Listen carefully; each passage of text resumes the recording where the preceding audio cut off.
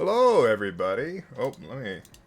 Welcome to Writer's Block Season 3. We're back. You can't get rid of us. And I am joined by the immaculate, the amazing, the otherwise stupefying Last Omnitech. Right, you're making me blush over here.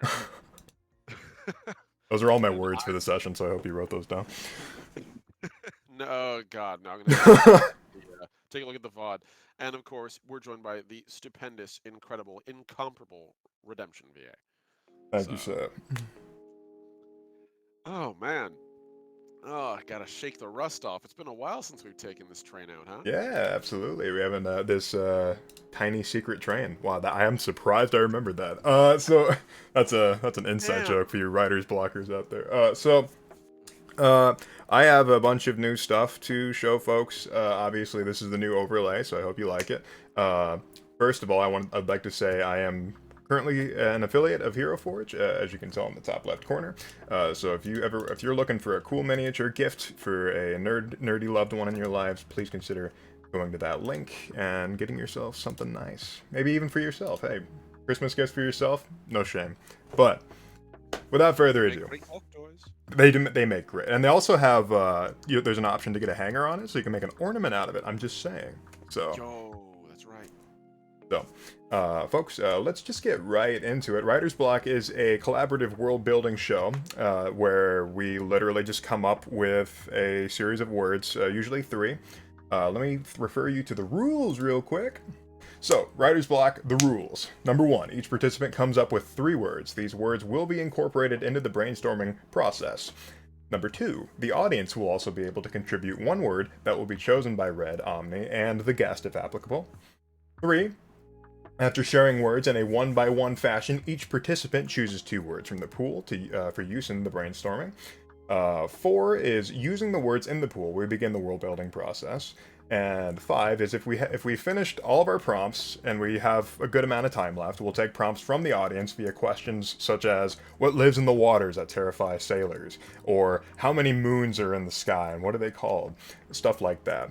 Uh, so yeah, those are the rules, and we'll just get right into it. Whoa! Thank you for the bits. Wow. Thank you for the resub, Omni. Oh my god, how many bits is that? One, two, three. Jesus, how much money did you just give me, Morgan? One, two, three, four, five. $10. Thank you, man. Wow. Thank you for the bits. Oh, 1,000 bits. Thank you so much. I'm glad to be back. Alex, good to see you. Ginger, it's awesome to see you in the chat, brother. While we just went over the rules, Omni and I were sort of talking about, since like this is our first episode and we're just starting. Also, I'd like to make this blatantly clear. We have no idea what we're doing. We don't have a theme. We don't have a genre set. We're literally just doing it right here, right now, doing it live. And I have faith yeah. in the both of us to do that. Also, a hype Like we train's close. actually Like, had a conversation whether we should plan something, and we both were like, "No, we're just no. going in blind." Yeah, it's. I mean, why the hell not? Yeah, absolutely. But folks, if you wanted to submit a prompt when we call for them, please just use the highlight message feature. Perfect. Fuck it, let's do it live. Yeah, we literally do it live here. So, Omni, would you like to do the honors of providing the very first word of the season? Oh, Red. I'm touched. All right, buddy. Yeah, of course. So, I'm actually gonna go with the first word being echoes. Echoes. Okay. Let's see here. Okay, so we'll put that down. Echoes. Okay. Folks in the chat, sometimes we talk about the reasoning behind the words that we provide. Omni, do you have any particular reason? Like anything that came to mind when you were coming up with that word? So, I don't know precisely why, but like all my words seem to be combined into a theming here that I've got going, and I'll as I explain the other words, I'll sort of tie them all together. But I like the idea of just the ramifications of something in the past. Like we dealt with something like that a little bit in season one, where AS is a post-apocalyptic setting, Mm. and I like the idea of whatever the setting is, it's coping with whatever came before it, like every setting ever does. But Mm. in particular, this one's like aimed at it. So, at least that's if we go with that word, echoes. You could use it for whatever you want, though. Honestly, I just like the haunting imagery of it. Yeah, no, I like it too. Echoes gives me great vibes. Hey, thank you for the gift sub. We have now officially started a hype train. Alec, thank you for giving the gift sub to Skag. Sorry, I am stammering because I'm so excited. Thank you, hype train. I haven't had a hype train in a long time, so thank you very much. I appreciate it. And that's a great way to end your explanation of your first word. So let me pull up mine real quick here. Oh yeah. Where did I put them? Ah, I put them here. Excellent. Okay. So, my first word is improvement. Ooh.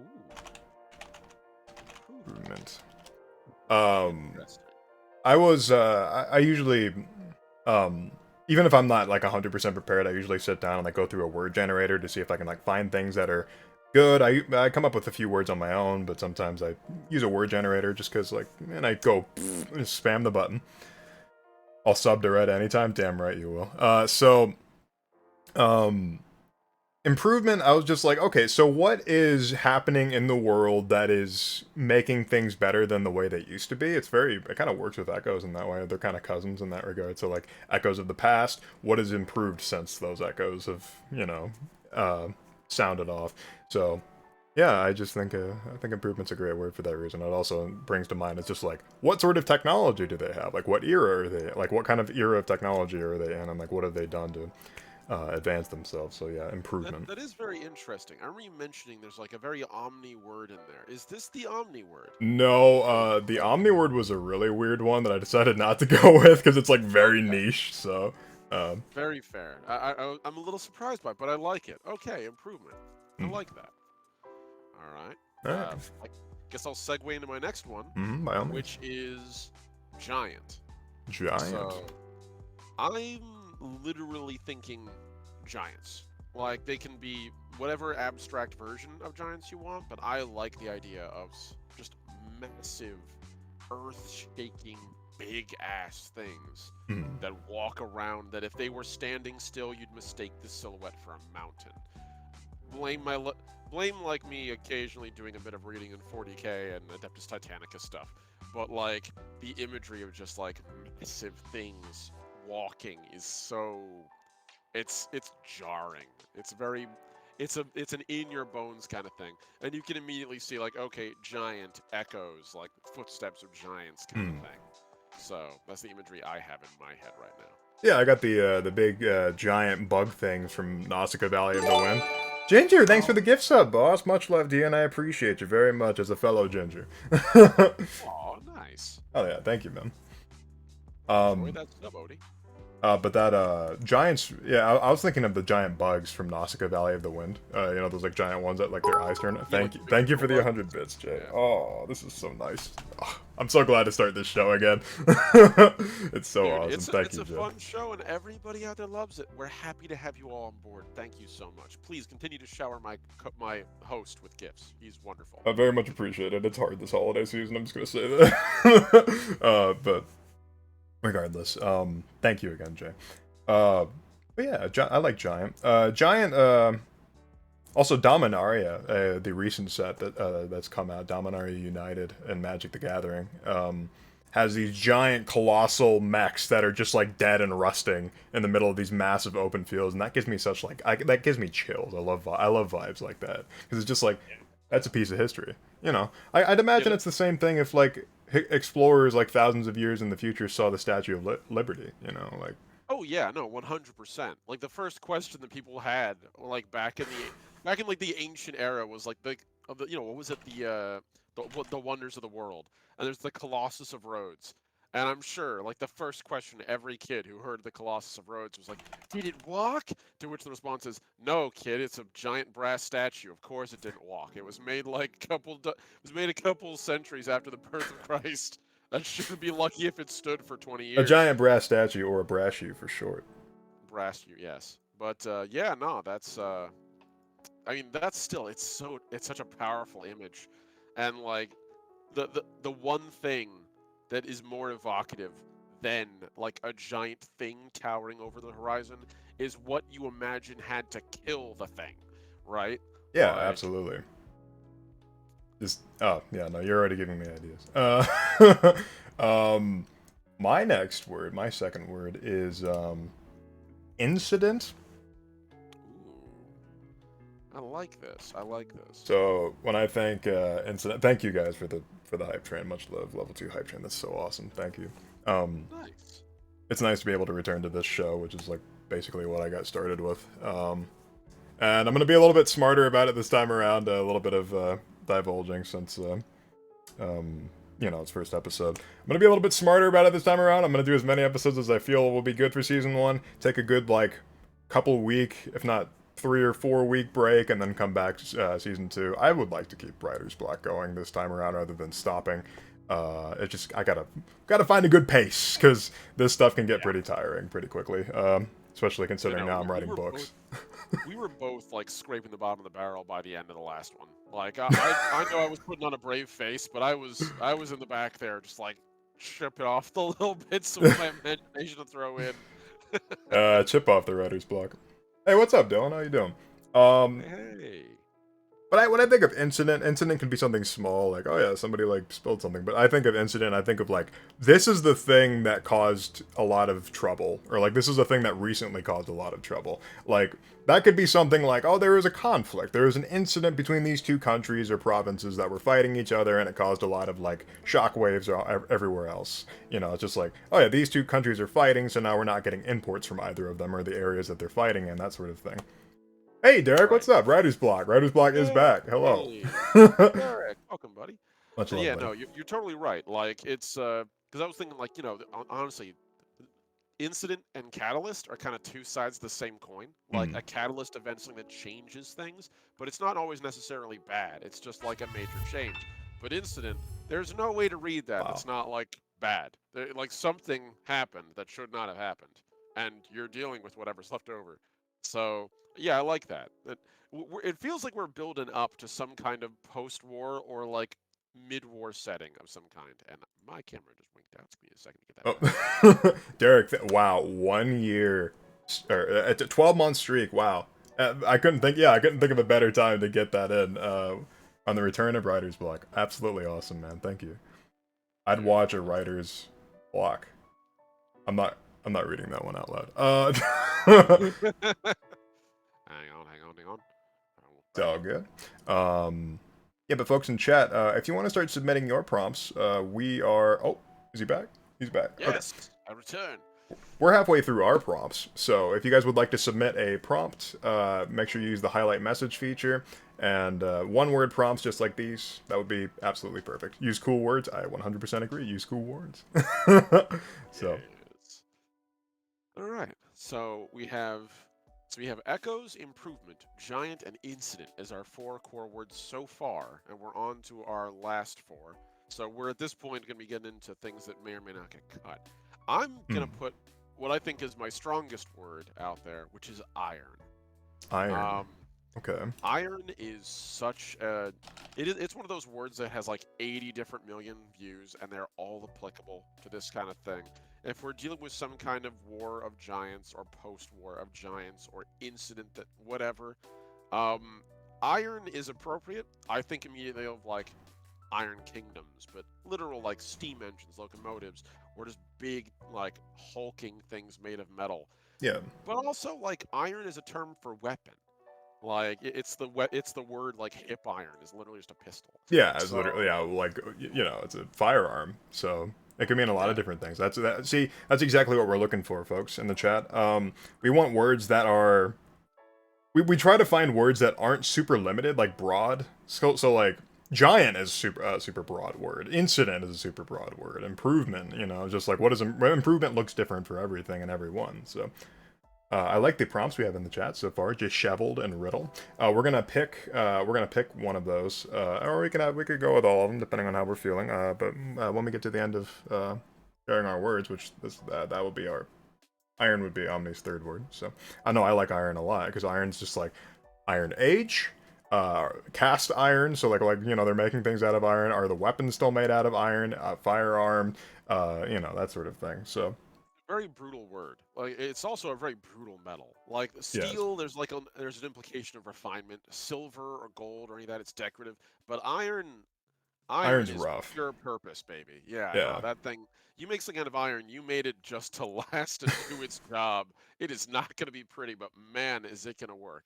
absolutely. And one thing I like about iron before I move on to the next word, like the texture of iron's always really cool because it's like Oh yeah. I it reminds me of blemished skin almost, just like compared to like a lot of metals like steel. Steel's like super smooth and like shiny. Iron's like rough and like dark. You know, it reminds me of blemished skin for that reason. Just all the impurities on the surface of it. But Oh yeah, because it's not tempered, or even if it is tempered, it's still like it's really rugged. It's a rugged metal, like hence why it rusts so easily because it's got so many little dents in it. yeah. Also, it rusts unlike so many of the other metals people often use, like you know, occasionally have like a little bit of like discoloration, or it might like get a patina over time if you go with like gold or bronze or something. Oh sure. But iron, no, that shit like 20 years out. If that's not protected, it's gone.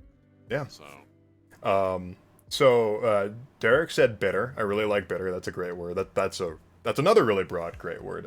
Ginger said impending. Oh, that's good too. I like impending. Um. Oh, you guys have submitted so many good words so far. Damn. It's gonna be hard. So my third word, since Ami and I are doing 4 words, we decided on doing 4 words for the first session to just sort of like, do some broad strokes. Nascent. Ooh, that's such a good word. So nascent, for folks in chat that may not know, nascent is young, up and coming, rising. It's new, it's new to the scene. So like, reason I like the word nascent so much is because it's synonymous with like rookie. Like, oh, they're a nascent so and so. They're a nascent cook. They're a nascent detective. They're a nascent this or that. It's like it's a great word, and it's like, what is nascent in this world? What's nascent about the technology? What's an up and coming career choice that is only now available because of some giant incident? Oh, how you like that? But so nascent. I just like the idea of just like young, new, but like not young in the way that like, oh, they're a young boy. They're like young to a profession. They're green. I guess green would be another good substitute for nascent. But Yeah, it almost has like a nascent is like a. The implication of nascent is like under the surface. It's not revealed yet.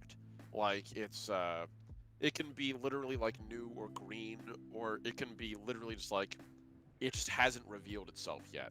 You can have a nascent infection, and it hasn't come to the surface yet. mhm. Or there's the buildings of like a nascent mountain, where it's like, oh yeah, no, it's not a mountain yet because it has yet to really like push forward to the surface, but two plates meet, and it's just waiting for the time.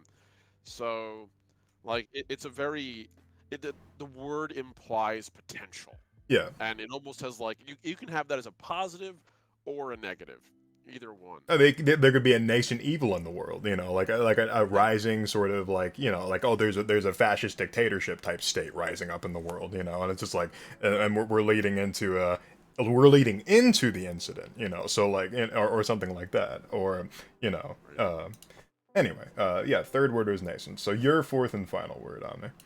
My final word, it's basic, but it works pretty well, and I think we kind of been leading up to it. But war.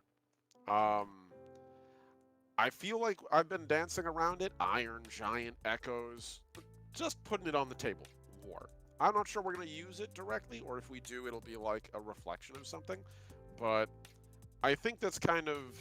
It all comes back down to the same thing. I'm having this image in my head with these 4 words of like some ancient catastrophe or even modern catastrophe. Giant metal things smashing and destroying. And this is the aftermath or the echoes of that battle. Hmm. Couldn't tell you. That's my thought, but honestly, war we can pick up and leave as you'd like. I think it's my weakest word, but it's my broadest word by far. I like it. I don't think war is a weak word in any sense of the definition. I think it's because, I mean, us as humans, like every bit of like super exponential technological development we've experienced is because of war. So conflicts that happen. I mean, we invented swords to literally kill each other, and we invented firearms to literally kill each other. We invented all these things with the purpose of killing one another. But amidst those horrible things that have been created for the purpose of literal killing, we've had other bits of technology discovered as well. You know, people making chemicals to kill each other, but they actually make like pesticides, or they make stuff like, oh, we just found out that this chemical we put in this actually like cures a disease. It's like, oh, okay, well there you go. It's, there's amidst even in the muddied battlefields of Britain during World War One, poppies were still growing. That's all I'm saying. So, Yeah, no, dude, it's it swords to plowshares, man. Like, you know, it's one or the other, but take a drink if one you're leads going to for the the magic reference thing in the chat, by the way. They were talking about take a drink every time Red mentions magic. It's just like, oh well, no, Omni's gonna do it too. So you guys are Yeah, not no, gonna no, last well, 20 minutes. Good thing I have apple juice instead of alcohol for this. Well, I'm not taking shots. I'm nervous enough as is, and maybe that will take the edge off. But no, I like war. War is something I always like having in my settings because it just makes the setting feel more real. It makes it feel more, because like incidents, giant could be like a giant like a superpower. You know, like there's a country that's a superpower and they got involved in a war. They're a nascent superpower and they got involved in a war. That sort of thing. You know. I think it also is just it's grounding, because it anytime I've ever seen a setting that doesn't have actual like the presence of a war, like even if you don't have the war. Because we think of war oftentimes in the modern age, and our mind immediately goes World War II, World War One, the big ones, the great wars. Right. But honestly, humanity's been in conflict continuously since before the birth of Christ. There's not been a single decade where we have not had some kind of battle going on somewhere on the planet Earth, at least at any point in history. Two people are trying to kill each other, and they're holding different flags at some point on the planet. And so even if the war isn't the actual setting, and it's a backdrop, having it acknowledged in there, I think that helps to make absolutely it more real. Absolutely, yeah. Just grounding a setting with conflict it's not. I think people often confuse conflict with like grim darkness and like grittiness. It's just, the thing is, if a world without conflict is not a world at all. It does not exist. That is utopian and it's not true. It just can't happen, right? We're always, as long as there's two people on the planet, one of them's gonna want the other one dead. Like that's just how it is. There's always going to be conflict. That guy lives across the pond. I don't like the way he looks at me. Like there's conflict, you know. So even in dog crap, I'm thinking about killing him now. So like, even in Noble Bright settings, there's got to be conflict. Otherwise, it's just like it's not a, you know, there's nothing. There's no substance without conflict. Star Trek: The Next Generation had open war. Like it, even that's as close to like ultra Noble Brightest setting as I can think of. Is like the next generation of Star Trek with Captain Picard, and even in that one, there was like at least 3 to 4 acts of major genocide that occurred in that setting. Yeah. That I'm immediately aware of. And that was like literally everybody get in the space bus. We're gonna go hippieing around the galaxy. And even that had war. So yeah, no. Thank you. What about you? What's your final word, Chief?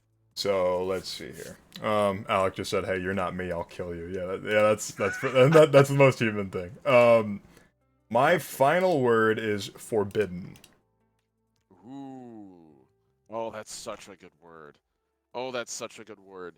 Forbidden by who? Forbidden by what? What is forbidden? Yeah, like is what? It forbidden to you? Is it forbidden because you don't want it? Like, there's so many ways to take it. Anytime anyone forbids something, who, what, where, why, when, and how are all so immediately relevant to changing that meaning of the word. Yeah, and there's like, you know, old biblical examples of being like, oh yeah, the Jewish people shouldn't eat pork because, well, why is it forbidden from eating pork? It's because the pigs are filthy animals and they don't want to get diseases from them. That's why that happened. Same thing with a lot of like non-kosher things. It's just like we need to make sure that they're good to eat so we don't literally eat it and get a disease. That's where all that comes from. Well, that's why things are forbidden.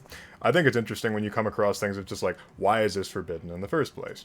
But you know, nascent and forbidden, they're pretty interesting here. So something newly forbidden? Yeah, absolutely. That's a really great point. Just like you already get it. That's exactly how this show works. We just combine words and see what we like. But no, I think forbidden, to forbid, forbade. You know, just like why are these things forbidden? Like, did something happen? And it's just like, we can no longer do this. Did somebody do something stupid? And it's like, we probably shouldn't do that anymore. You know, like what was taken away because of a mistake, you know, stuff like that. For example, I mean, there's entire cultures in D&D settings that don't use magic because they're afraid of like the magical catastrophes that have happened. So like, like magic's forbidden. That's a really big gimme. We also haven't talked about magic in this setting yet, so let's like reel back a little. Right, but like But it is in there's it's a through current in a lot of fantasy. Oftentimes, magic is viewed as a thing that, honestly, magic often runs as a parallel to a lot of the conflicts that we deal with in the mhm, real world for people who are different or othered. I mean, think about it. Like literally, if you're magic in Harry Potter, honestly, that's kind of just like saying you're a very powerful minority with yeah. privilege. Whereas if you're not, they even have a word for it, and that is me. I know Harry Potter, but No, but you have we a could use point. that as a good. If you all read it, so it's a good reference for us. Yeah. But likewise, other things, even other fantasy settings, like immediately off the top of my head, Dragon Age. Dragon Age, literally, the whole primary conflict that drives the whole setting is: should mages exist? Should they not? Is magic worth the risk of demons? Same thing with 40k. Same thing with fantasy. Like that's like half of fantasy out there is magic is powerful, but the trade-off is it's unstable and can kill you and harm others. Is it worth it to use it? Yeah. And honestly, I didn't. Like I actually, when I used magic in Dragon Age, and every time I got the opportunity to use blood magic, I intentionally steered away from it, even though it would have solved all my problems. Yeah. So it always does bring up and forbidden science. That sort of shit comes up too.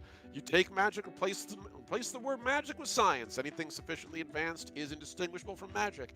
There you go. Same exact thing. Yep, But alchemy. Alchemy is one of yep. the things that was in the real world. Alchemy is one of the things that was heavily oppressed by the Catholic Church, just because Oh it yeah. was seen as like demonic sciences. There's a lot of things that just like we see a lot of these alchemical symbols, and we don't realize that these are demonic symbols. No, they used to mean things like sulfur and iron. Like it just Right. we see Yeah. them now, and it's just like, oh, those are evil and demonic. That's exactly what the Catholic Church wanted to do. They wanted to spread the idea that this alchemy is like a forbidden science. It's just like there is no science, there is only God, and like you can't. And there's so many philosophers and scientists and stuff like that have come up with theories Plenty of about other like, things too. yeah, Like you know, you can even have like as another example, occultism. Like occultism back during World War II, World War One was like literally just. It was in truth, it was really just a bunch of old white guys who were really, really bored, and so they started digging through ancient books and piecing together whatever random thing they could find, mm, until they basically had something that sounded spooky and mysterious that they could say in front of their dinner guests, throw salt on the floor, do some fun incantations. Everyone gets drunk and has a good time. But then you had the other side of that coin. You know, you had people actually thinking, do these Masons actually have the secrets of the world? Are they really magicians? It's like, no, they're rich old white people who are bored and rich and drunk, and that's what they're doing. yep. Same thing happened in, I mean, hell, it still happens today. Like, there's so many similar things. Hell, Dungeons and Dragons itself. Dungeons and Dragons, forbidden for years because literally the fundamental Christian right was like, oh no, it's a conduit to sorcery and the Satanic devil. panic. Yeah, Yeah, it's exactly. just typical nonsense. But Right. that we could go on and on about forbidden. Derek's It's a talking good about occultism and stuff like that. Yeah, occultism is like one it's of a those great things. word. Like Yeah. seriously, Well, thank you. if we can riff off of this for like 15 minutes straight, it's a solid word. Derek said So, that's why it was called the Dark Ages.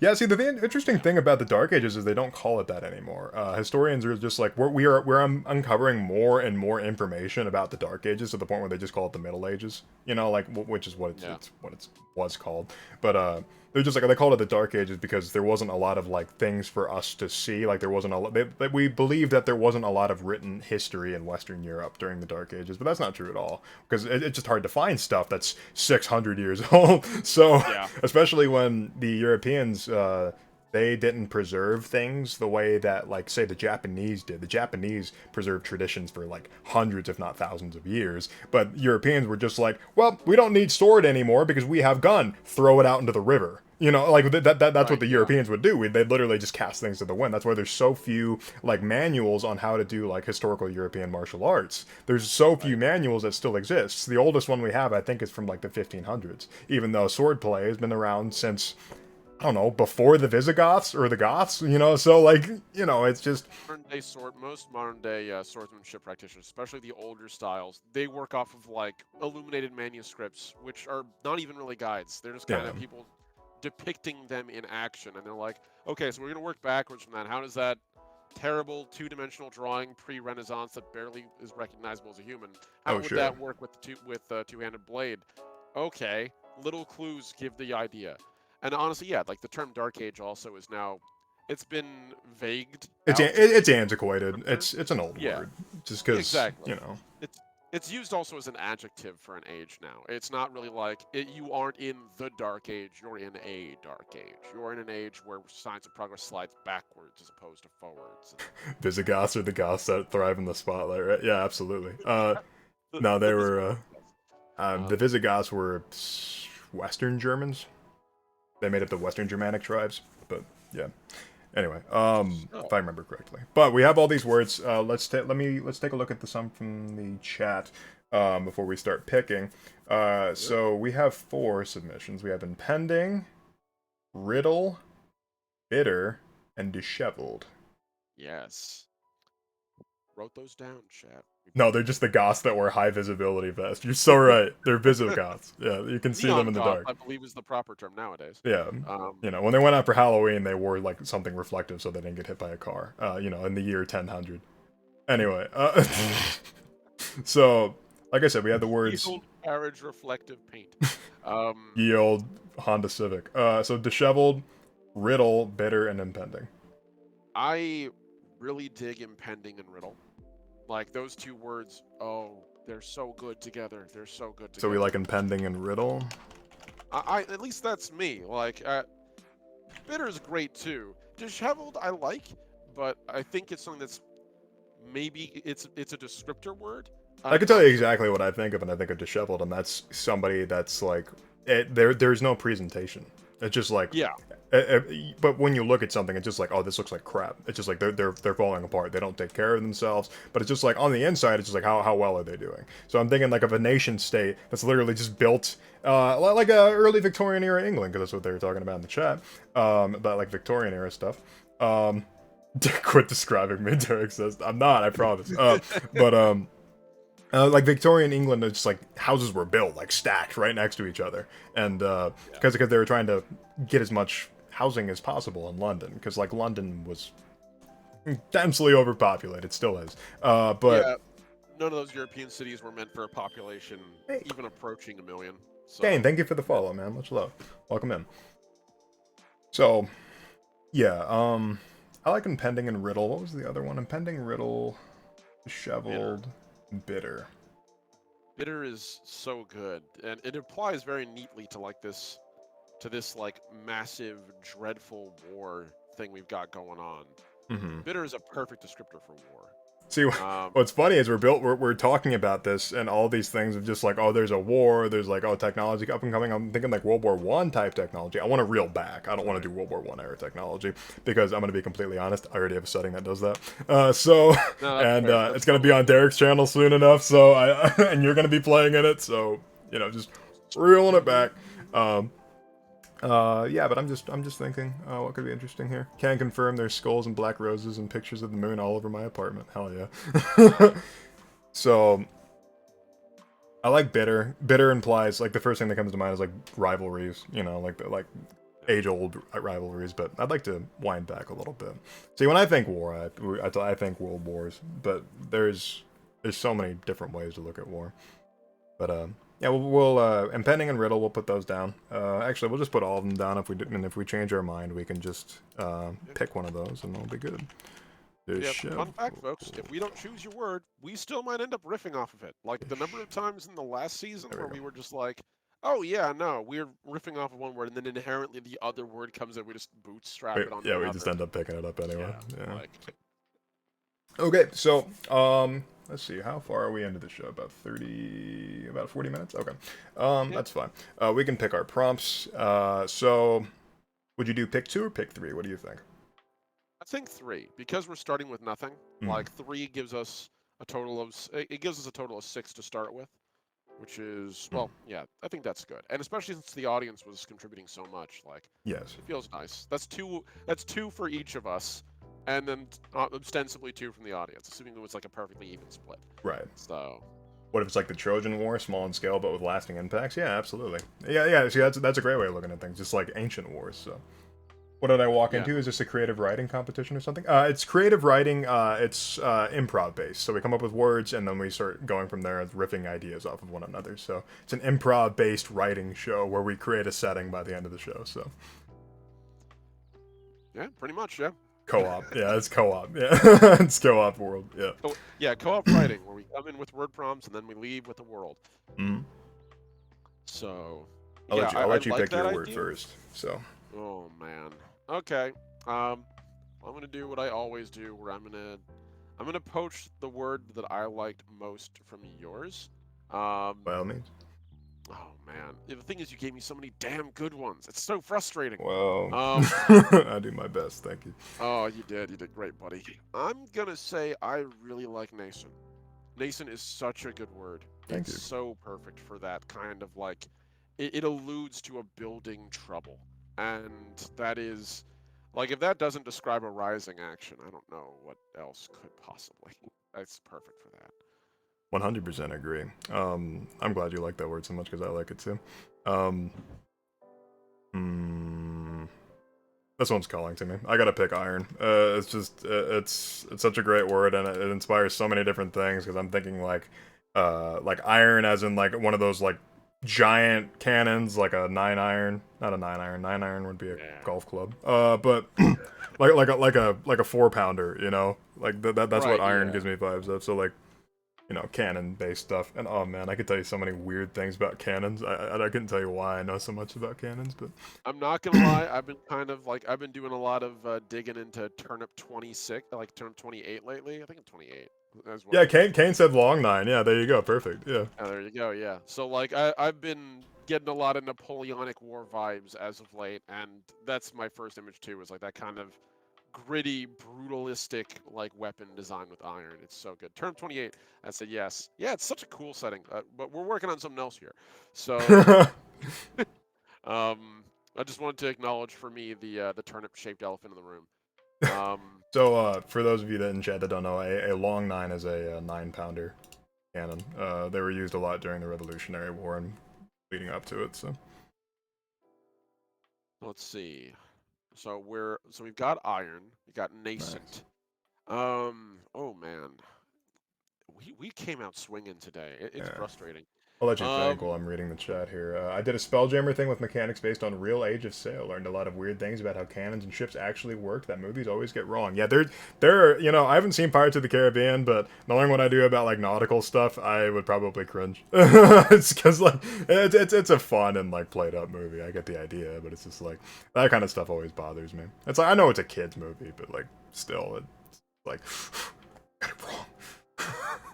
yeah, no, I will say the one thing that I always did at least appreciate from Pirates of the Caribbean was the fact that shrapnel was such a huge deal in like the final couple movies, where it's like, oh yeah, no, these ships don't survive like 9 pounders. People don't realize how large Yeah. the splinters were on ships. Like those splinters, like when they get hit by like a long nine or like or even a 4 pounder, the splinters are like can be several feet long.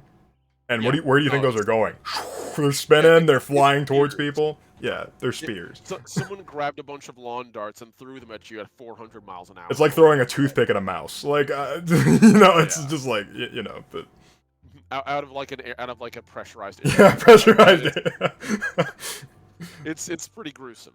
All right, so I'm gonna go with one of mine. Oh man, I'm really dodging between two, Echoes and Giant. Oh, I love them both. I'm gonna go with Giant. I really like the imagery of just something massive. I big scale, big scope. I want there to be something big in here. So Like we have. many. I'd like to note that we have Iron and Giant. I know. I realize that, and I realize that both of them, and also entertainingly, both of them in my list of words is in the eponymous arrangement. But yeah, no. I don't know. For me, it's just one of those things. If we do have a setting and there is a basis of war in here, that's why I didn't choose war. I feel like it's kind of given. We're just sort of like it feels like it's been internalized into this. There's some kind of conflict. Yeah, Um, absolutely. Like, I mean, obviously, there's always going to be conflict in a setting, but Yeah. Yeah. Yeah, no, like it felt like it'd be redundant, and some of these concepts are really cool. I wanted to drag in, but like for me, the things that we always use to define an era of warfare is the biggest thing. What was the thing that defined a lot of warfare in the Middle East? Chariot warfare. What's the thing that Hmm. defined it after that? Elephant warfare. What's the thing that defined it after that? Fortress warfare, castle warfare. What Siege. was after Yeah. that? Ships and boats, the Ironsides, and then you had tanks, and then planes and stratofortresses, blah, blah, blah. And now We nuclear always bombs. Yeah. nuclear bombs, battleships, like seriously, battleships.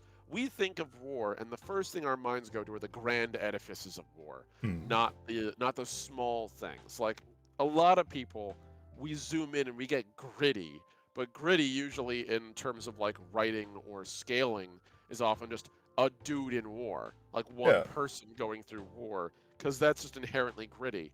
But all the big like glorious things, quote unquote glorious, that would be what I'm thinking of with giant. Hmm. Besides, like literal giants, like we could always throw like giant metal machines or Oh, anything. That'd be yeah, absolutely. awesome. Kane said a 9-pound shot or a long 9-pounder, whatever you want to call it.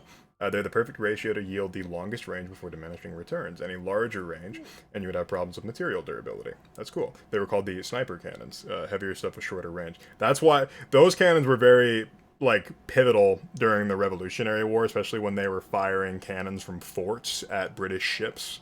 They needed to have the accuracy. When you're like doing ship to ship combat, 4-pounders are better because they're smaller and they're a little bit, like they can. You're trying to think how far apart you'd be in ship combat. I mean, like 100 feet maybe, probably less, but like. I mean, like it also doesn't hurt the We're fact not doing on that. ship, especially with ship combat. Like, hang on, let me just murderize this Let me guy. just. Sorry, buddy, you're gonna have to just get the hell out of there. No spam, thank you. Yep. Get the hell out. Yeah, we're gonna get rid of that. And I'm reporting. Okay.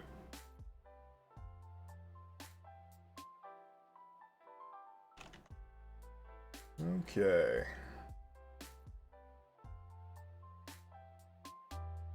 And He is bam. gone. Get Easy wrecked. peasy. Right on. Heck yeah. And the swords descend. Most ship combat was only a couple 100 yards tops. Strong preference to being even closer, so yeah. A lot of 9-pound chaser guns per pursuit. Yeah. You don't put Plus long also, nines on a like- broadside. Yeah, no, I wouldn't say so. Yeah, they're definitely just like accuracy over. Yeah. Not to mention also like whenever you're building a ship and you're putting cannons on it, like it's not like a fortress where you can put the cannons on stone. You're putting it on wood, which is inherently way more vulnerable than stone, and there is a not inconsequential chance that repeated firing will cause the ship itself to break, and Like to rock too much. Yeah, just yeah. depending Or on the just size of the ship. break free. Like, how do they hold them in place? With chains Ropes. or by putting wedges or ropes? Yeah, that shit breaks. And then what do you call a cannon that's not tied down? A rocket. So. Not putting it that's, on wood, but also on a bobbing surface that ruined. Yeah, so yeah, they're yeah, rocking. exactly. You don't want the big the massive mortars and the super heavy cannons that aren't really good range and are just gonna break free and kill like 6 of your crew. Or 20. I'd imagine a lot of ship combat was sort of like Battleship, and there's only like one ship left, and it's like the smallest one. You know, it's just like you're just trying to hit each other. It's just that's gotta suck. But okay. Oh, yeah, man. Anyway, you pick giant. Let's Yes. get back to this. Okay, so Indeed. who submitted impending? Because impending's a great word. I don't remember who submitted that. Was that Ginger? Oh boy, I'm scrolling up to find it. It was either Ginger or Dylan. I think it might have been Dylan. I think. Let me see. It's one of the highlighted ones here. So, yeah, you think it would show up here immediately, but it's not. Because it reset my. It was Ginger. Okay, yeah, it was Ginger. Okay. I'm gonna take impending because I like the idea of something like there's something about to happen, or like, and it's just like I don't want to do a like a 5 minutes to midnight sort of scenario with the setting necessarily because that closes your window of stuff that you're able to do. That or you just have to like suck it up and acknowledge the fact that that midnight's never coming. Yeah. So. Looking at you, Games Workshop, every property you own. And they did it with Warhammer Fantasy, and nobody liked it. I So loved it. I actually really I loved did it. I not, know like but everyone hated it. I I get hated it. why. I get why. I know. Yeah. It's because it was so bloated. They just need to reset it. Anyway. Chaos is totally Chaos is coming, totally guys. coming, you guys. I swear. Mm-hmm. Hey, Uh-huh. how you doing? Age of Sigmar sucks, but that's my opinion. So it sucks. 13 Black Crusades, count them. Well, easy peasy. Let's see. Man, that's a good one. Yeah, no, I like Impending a lot. So we have Giant, Iron, Nascent, Impending. So we're gonna pick 2 more. One for you, one for me. That sounds right. Yeah. I'm gonna go and stick with one of the. I'll go with one of the ones that's chat as well, because I like to spread the love a little bit. I try my best. I try not to toot my own horn on this, but for the record, at some point I will, and you're gonna all have to deal with it. So get over it. Or just choose all 3 of mine. Sorry, but also deal with it. Sue me. I'm gonna go with Bitter. Yeah, exactly. What you gonna do? Actually, no, I don't want to know what you're gonna do. Please don't threaten me. I'm gonna go with Bitter because it's so evocative. Like it is a descriptor for this situation. Whether it was bitter what happened, bitter what's coming, or it is bitterly divided people, but it sets the tone. It's not quite grim dark, but it is. It implies a depth of despair and emotion in this coming threat. Yeah. And that's something that I think is really important. Like bitter is such a good word. Whoever did that one. That was well Derek. done. Yeah, Derek came up with that one. Derek? That was a good word. Dude, Derek, way to go, buddy. Thank you, buddy. Okay, so that's one more word then. So Giant, Iron, Nascent, Impending, and Bitter. So I gotta pick the last word. Great. Oh, that won't be difficult. Let's see.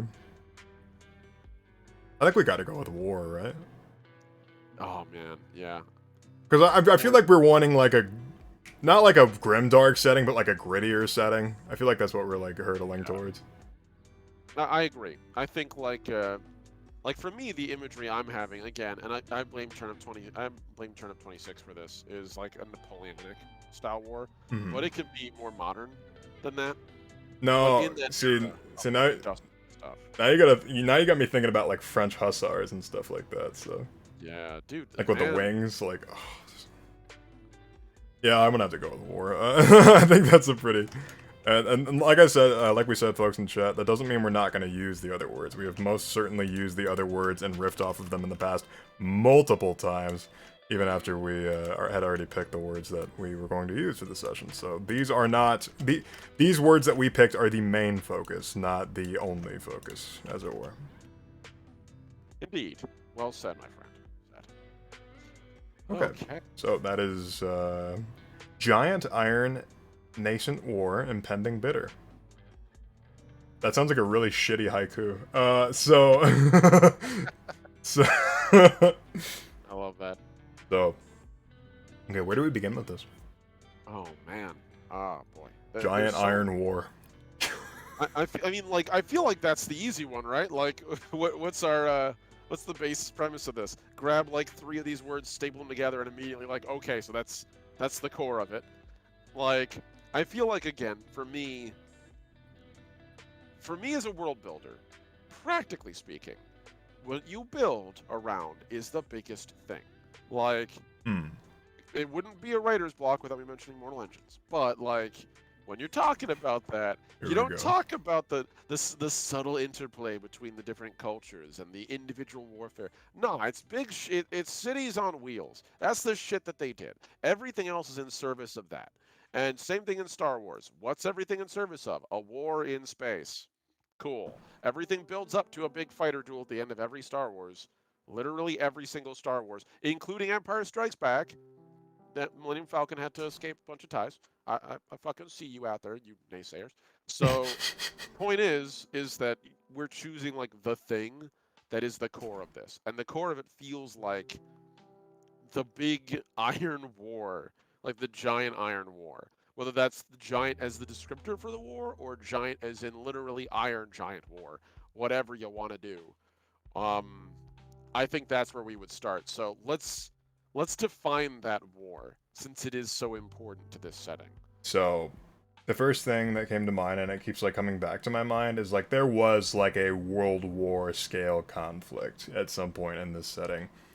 And I like the idea of incorporating the word nascent into this because there's a lot of young and upcoming nations that came of larger fragmented lost empires. So for example, the first one that comes to mind is the Ottoman Empire after World War 1. Split up into like several countries and what's now the Middle East, you know. So it just I like the idea of there isn't like a giant superpower right now. Everybody's for lack of better terms blown their load and like they don't have anything left. They used all of their resources to just like do this fighting. They don't have a lot of like people left over. It's kind of like a new world. It's not like hopeful and bright like but it's I don't want to go too much like Unearthed because Unearthed was like, oh yeah, this post-war setting, everything's wonderful. Just like this is a post-war setting. There's almost like apocalyptic levels of stuff that happened. Like it's like World War One happened. It's like the Alsace-Lorraine happened to everywhere, pretty much, and like things are just like growing back, and like we can jump however far we want into the future. But I really like the idea of this setting just sort of being like these are the horrors of war and like this is what happened when they decided, hey, we're just gonna keep indoctrinating people, we'll keep telling them we're gonna go fight, and this giant iron war where they're literally just it may not have involved swords, it may not have involved guns, it may not have involved like modern technology or anything to that extent. It's just there is a war that literally left nations in shambles and just completely shattered, and there's another conflict on the rise now, and like it's like how much can you take, like it's like the world's already like clinging on to life, and now you're trying to bring up another conflict. So it's just sort of like one thing after the other. It's very much akin to real life. You have one problem, it's like, okay, we're almost done with dealing with this problem, and then another problem, somehow even worse than the previous one, Life comes doesn't up. give you a breather. Life will keep sucker punching you over and over again. Eventually, you got to learn to tighten up your torso and take it. Yeah, Ginger said a group of nascent nations after a gigantic world-changing event is a good lead-in to a struggle for power / Yeah. supremacy over others. Yes. I was actually I thinking think about that as you were describing that. Go ahead. Ginger, that's a really great thing because I was thinking something along the lines very similar. This is going to be a very very political setting because like Yes. the players aren't just if this is going to be a TTRPG, which probably will be, knowing the both of us. I could see the players being, yeah, they could be like a mercenary group. That works for like multiple countries. They don't have any affiliations, or they could be a bunch of politicians or people from a nascent up and coming country that are like representatives. Like they're the elite. They're the supreme. They're like the best of the best from this country, and it just happens that the best of the best is what's left. What's left over. Yeah. So like it's like what do we have left? It's just like that guy has like he has like a 2.7 GPA. Bring him in. That's all we got. That's the best we can do. Like that's pretty okay, all things considered. Like a halfway coherent fighting force. Yeah. What about everyone else? Whatever. We'll keep them reserved. These guys are all we got. And I actually was thinking about that. It's funny because you mentioned the whole idea of like a post-massive conflict, like a post-massive international conflict, and that there's not really any superpowers left. Yes. And that's a huge deal because oftentimes peace, quote unquote peace, or periods of reduced conflict are brought on by the presence of larger world powers who basically agree to not fight each other and to enforce a lack of fighting near their interests. Because, as a simple rule of thumb, war doesn't make your populace like you. And eventually, they don't like you so much, they depose you, so you eventually want to stop fighting. It's the reason why every crusade eventually ended. It wasn't because they might not have eventually taken the Middle East. It's that eventually, literally, the entirety of Europe was like, okay, we're done sending people to die for this shit. Take them home. It's clear we're not getting anywhere, and we're not willing to fight this ridiculous war because we all were really only doing it for economic reasons and to please the Pope. And to which the Pope was like, yeah, I wonder how long I can keep pushing this before they all start trying to kill me. And they pull a Holy Roman Empire on me. So, yeah, no. That's a huge deal because when major world powers dissolve, war becomes more dangerous. That's when you have like treaty organizations and like agreements to not do despicable crap. That comes from major world powers sitting down and agreeing and thus enforcing it over smaller world powers. If all the big powers are splintered and all you got left is the remnants, that's when war gets really messy. And that's probably where we can work bitter in as well.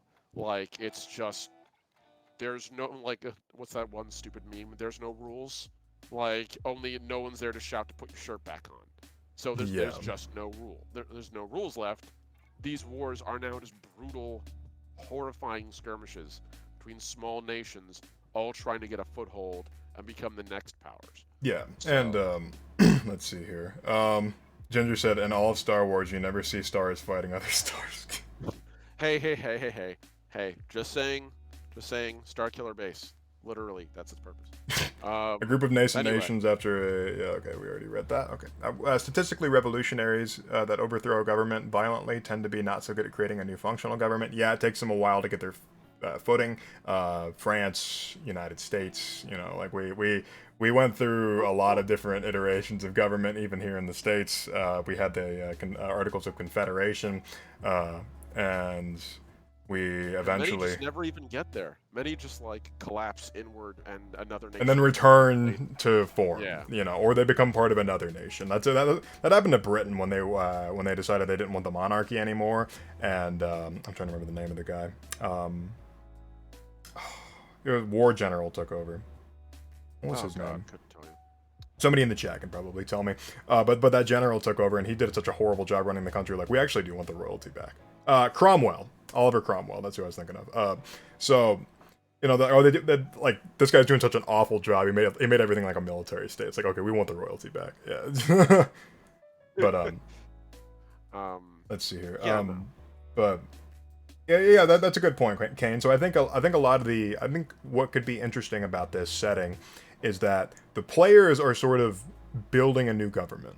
So it's like a purely political type system, and obviously it's going to be in the way that's just like, oh yeah, there's politics to where you're building a new system, you're like making allies. It's sort of like a civilization type game, but there's plenty of ways to shave a cat, right? Or skin a cat rather. So are your players going to be violent? Are they literally just going to like completely overthrow the standing government and become the new government? Are they violent in the way that they're going to go over and take over the neighboring government so they can take in their people and like grow a larger nation? Are they going to be purely like peaceful and like try to make amends and if they have a nation that previously did a lot of horrible things, are they trying to make amends for it?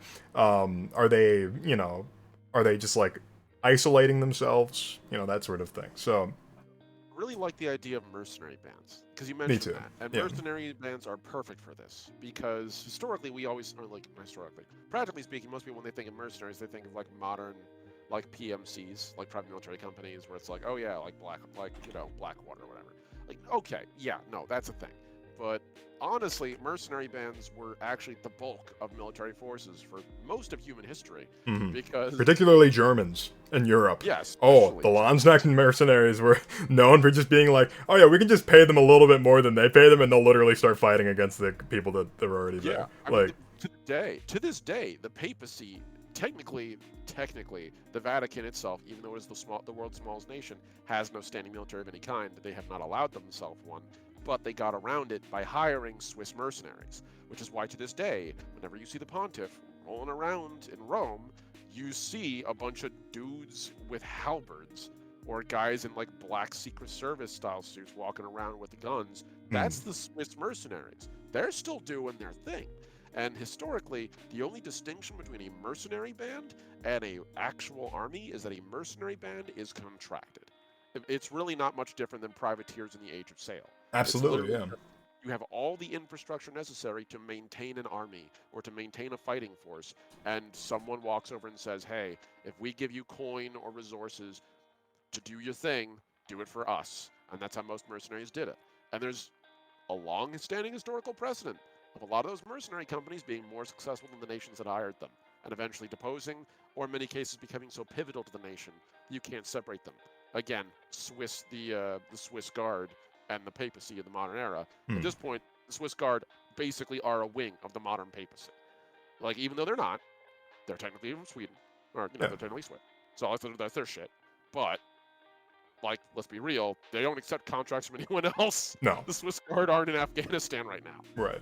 But they sure as hell are still guarding the Pope. I So, like I like the idea of mercenary companies. Mercenary companies in my personal setting, they're a big part of one particular country. They're so pivotal to the entirety of the country that they are part of the culture. You know, it's like they're almost like sports teams in my home setting. They're just like people like, oh yeah, I like these guys more than I like these guys because like these guys did this and these guys did that. It's just like, I mean, and that's exactly what knights were in medieval times too. People would treat knights like athletes. They'd be like, "This is my favorite knight. I liked going to see him joust." Like, that's how it was, you know. But and we have sports teams now, and it's the same thing. But no, I like the idea of mercenaries like coming together to like fight for common causes, or they just sort of gave up on their home countries and went and joined a mercenary company because they want to be able to make enough money to survive and keep their family alive. So they just like nomadic mercenary gangs that just sort of like work wherever they want. Sounds pretty reasonable.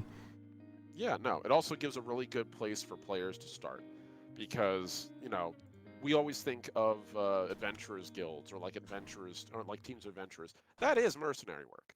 Like, you can say whatever you like, it is. Like, however well-intentioned or noble your mercenaries might be, they're mercenaries. If they have traded their services for coin, you're a mercenary. That's how it Yeah. works. So, like, and you can grow that, scale it up as big as you want. So if you have players who want to make an empire, they can totally do that. If you want them to stay as, I get a lot of Ace Combat vibes out of that sort of imagery, where it's like I don't know how much you know about Ace Combat as a game series. No, but nothing at all. Honestly, it's actually very similar to the way you're describing. It's in a post-major war setting where there's a lot of shattered smaller nations, and the entirety of Ace Combat is over a region where there's basically like modern Middle East, a bunch of smaller shattered nation states that used to be bigger that are now feuding over a bunch of historical context they're still wrapping up. And so most of the time you're playing in a mercenary band. And it's an interesting way to view a conflict because it also allows you to step outside of the conflict and view it on the macro scale. If you don't like your nation of origin, go to another one and see what they see. Absolutely. Yeah, and I like the mercenary companies. So far we've used the word war, nascent nations, which nascent nations is a nice ring to it. That really does, yeah. We incorporated the word bitter, just like the population being bitter about everything that happened. The population is probably a lot of the population is probably so bitter that they just like broke away from governments and returned to a communal type lifestyle. You know, like the idea of just like those early like civilized, not civilized, but they would be civilizations. They're their own group of people. There's no such thing as like civilized, right? But they don't live in giant houses. They just live out in the woods somewhere with 100, 200, a couple hundred people, you know, and just yeah, they're a settlement, you know. So they just return to that lifestyle because it's just like this government political stuff is not working out for us, and then that could be a conflict that the players could address and be like, okay, we're gonna try to convince these guys to come back and like rejoin,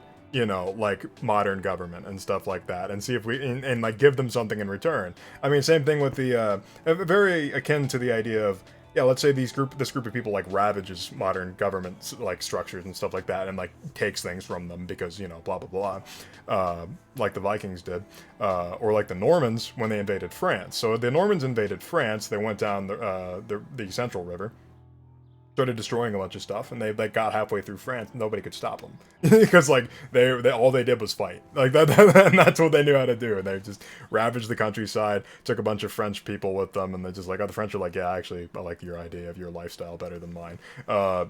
So the king of France at the time was just like, okay, we can't do anything to stop you, but how about this? How about we give you land and you join our military? And the Storm Normans were like, okay. Absolutely. And they joined France. So there's not an insignificant amount of like Northern European blood and a lot of French people today because of that. So, you know, stuff like that. Literally every, like, again, anytime that any nation has ever come across a power they could not hope to beat, usually the response was buy them. And honestly, it was usually the right response. Yeah, the Normans, the Storm and Normans. Yeah. Thank you for the hydration check, Odie. Sorry, I did that a couple of minutes ago, but Uh, let's see. I shall do that now. Ginger said Okay. small civilizations run by councils of elders. Yeah, absolutely. Like old school stuff. You know what the Native Americans did. What every society did before. You know the idea of like let's have a parliament, let's have representatives instead of just all the old people tell us what to do. Kane said, building on another comment, the badness that caused the first war ultimately sows the seeds of the next. Bitter echoes, as it were. Yeah, that's a great time. I know you really like echoes, Kane. Yeah, Yeah, immediately. but You saw my eyes light up the second I heard those words. I was like, oh, there's our title right there. So, So, yeah, bitter echo. Yeah, because I mean, when there's one massive conflict and it ends, it's usually not done. Like just the idea of like, oh yeah, everybody's fought and killed each other to death. It's like there's still gonna be stuff left there. that's not how that works. Yeah. I refreshed the page, so I lost the chat. Like, no, you're fine. But yeah, no, that's yeah, bitter echo. Yeah, there's echoes being implemented, even though it's on the side. You know, the idea of just there's still rivalries. You know, like there's still like, oh yeah, these like even after the 100 Years' War versus England and France. I mean, to this day, the English and the French don't like each other. Like they still like have conflict. Like you know, I mean, it's not just gonna magically go away overnight. I mean, look at the Irish and the British. You know, the Irish have been in they've been in Ireland or Western Europe for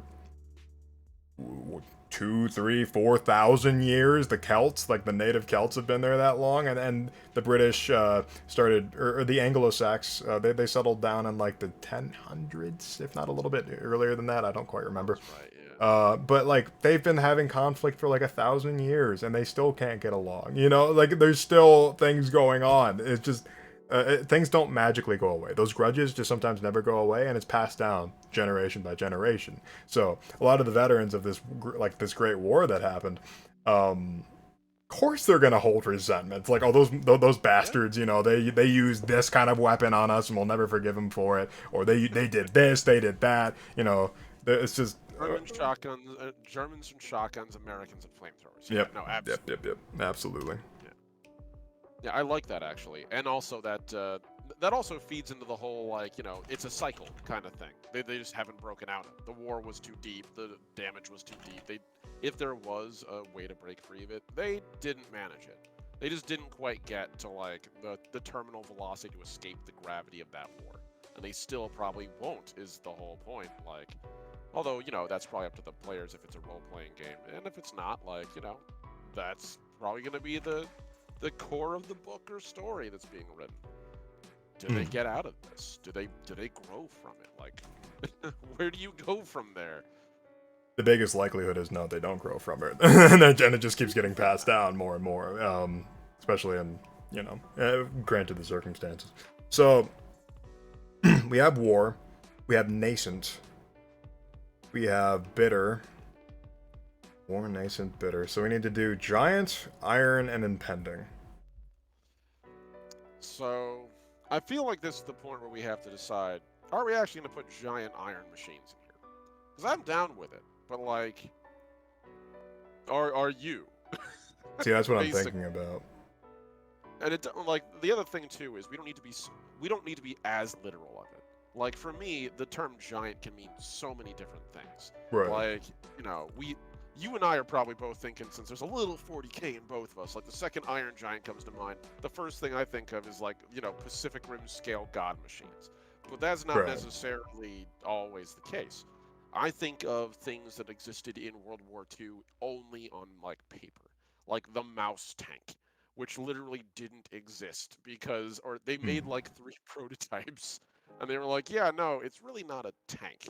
It's a bunker that moves. It's a land. I think the proper designation they used was land ship, which, again, anyone who knows how logistics works knows exactly why that project failed and didn't go anywhere. It didn't hurt the fact that he decided to do that. He, being the asshole who we don't need to name from World War II, fucked everything up all the time. That guy decided to do it when his nation was going bankrupt. But like stuff like that is in my head. I have things like Howl's Moving Castle, or like you mentioned, like the Nausicaa Valley of the Wind, the giant. I think they're called like the Goma or something like that. Yeah, The giant, Goma sounds right. yeah, like the giant pillbugs. The literal Iron Giant, as we think of, but it could literally just be like land tanks. like or just like land ships. My mind immediately goes to that design I had in Mouse Guard for the Invicta, where it's like basically just a walking ship. Like, I mean, at that point, yeah, that'd be pretty gruesome and messed up, and a great base of operations. Um, but that's just my thought. Tengatop and Gurren Lagann. I mean, that is the anime end of it. I do remember like the intro of that literally being one of the mechs was a ship, and I was very sad that I never saw that again. Kane said Lord Robert stove my great-grandfather's head in during the rebellion. I'll never make peace with House Norwood. I'll see every one of them hanged. And the violence continues, seeking revenge for something long over with. Yeah, absolutely. Absolutely, 100%. Feuds long outlive those that started them. So, you know, I mean, look at the Hatfields and the McCoys, like here in the States. Like that's still there's still a feud going on between that family. You know, like somehow they saw that even TLC made a series on them, and they were like, that happened here in Missouri. You know, like just it all started with some mix-up over a pig getting stolen. You know what I mean? So like, and then it led to a bunch of other stuff, like Romeo and Juliet type crap. So, but yeah, I'm thinking. See, I am also thinking giants, and I'm also thinking like, what would be giant? They might be giants. I mean, that's a fucking phenomenal band. Yeah, it's like I love that band. Giant. See, so I'm thinking what would be interesting as an aesthetic for this world. I'm not like trying to lock us into anything, but I like the idea of like this all happened during like a Renaissance period. So like technology was not there. We didn't have like the science that, you know, like we do now. Obviously, we didn't understand microscience until like 400 years later or 300 years later. But like they didn't have they didn't have like the advanced like medicinal technologies, blah blah blah, all that crap. But they had like technology. I mean, there's people like Da Vinci, early clockwork giants. See, I'm also thinking that, but that's I'm also thinking Da Vinci also designed the first tank. Yeah. He designed the very first tank that we ever have like any sort of like drawings of. So the question is, people didn't like his design, but it was used eventually. Like his design was like derivative of things that would have, you know, or like derivative designs were made based upon that. So the idea of giant iron machines, so like you were saying, they were like giant iron tanks. Like these things were made to carry like battalions and stuff like that. I mean, even in our actual history, there's things called siege towers. You know, they're used to be pushed. And like they're made literally to people to be like shoot out of them. They're made for bridges to drop down and unload bastions of soldiers. Like, sure, giant iron machines were a thing in actual history, you know. So like, it's a terrifying notion of just seeing like a 4 or 5 story tower just slowly rolling towards you, arrows flying from it, you know, bombs, all sorts of things, and then the bridge drops down over you, the fort that you're in, and pours in like an entire bastion of soldiers. Like, what are you gonna do? And there's nothing yeah, exactly. Like someone brings ladders to your wall. You're like, okay, just toss them off, break them, pour whatever you can down them, just shoot arrows at them, whatever. A siege tower rolls up, you're like, fuck, I hope we have a big enough cannon, basically. If you're lucky to have lived in an era where cannons were a thing and siege towers were still a thing, which is why siege towers and many other large constructs stopped appearing, because almost nothing's bulletproof enough to handle like a 10-pound ball moving at Mach 3.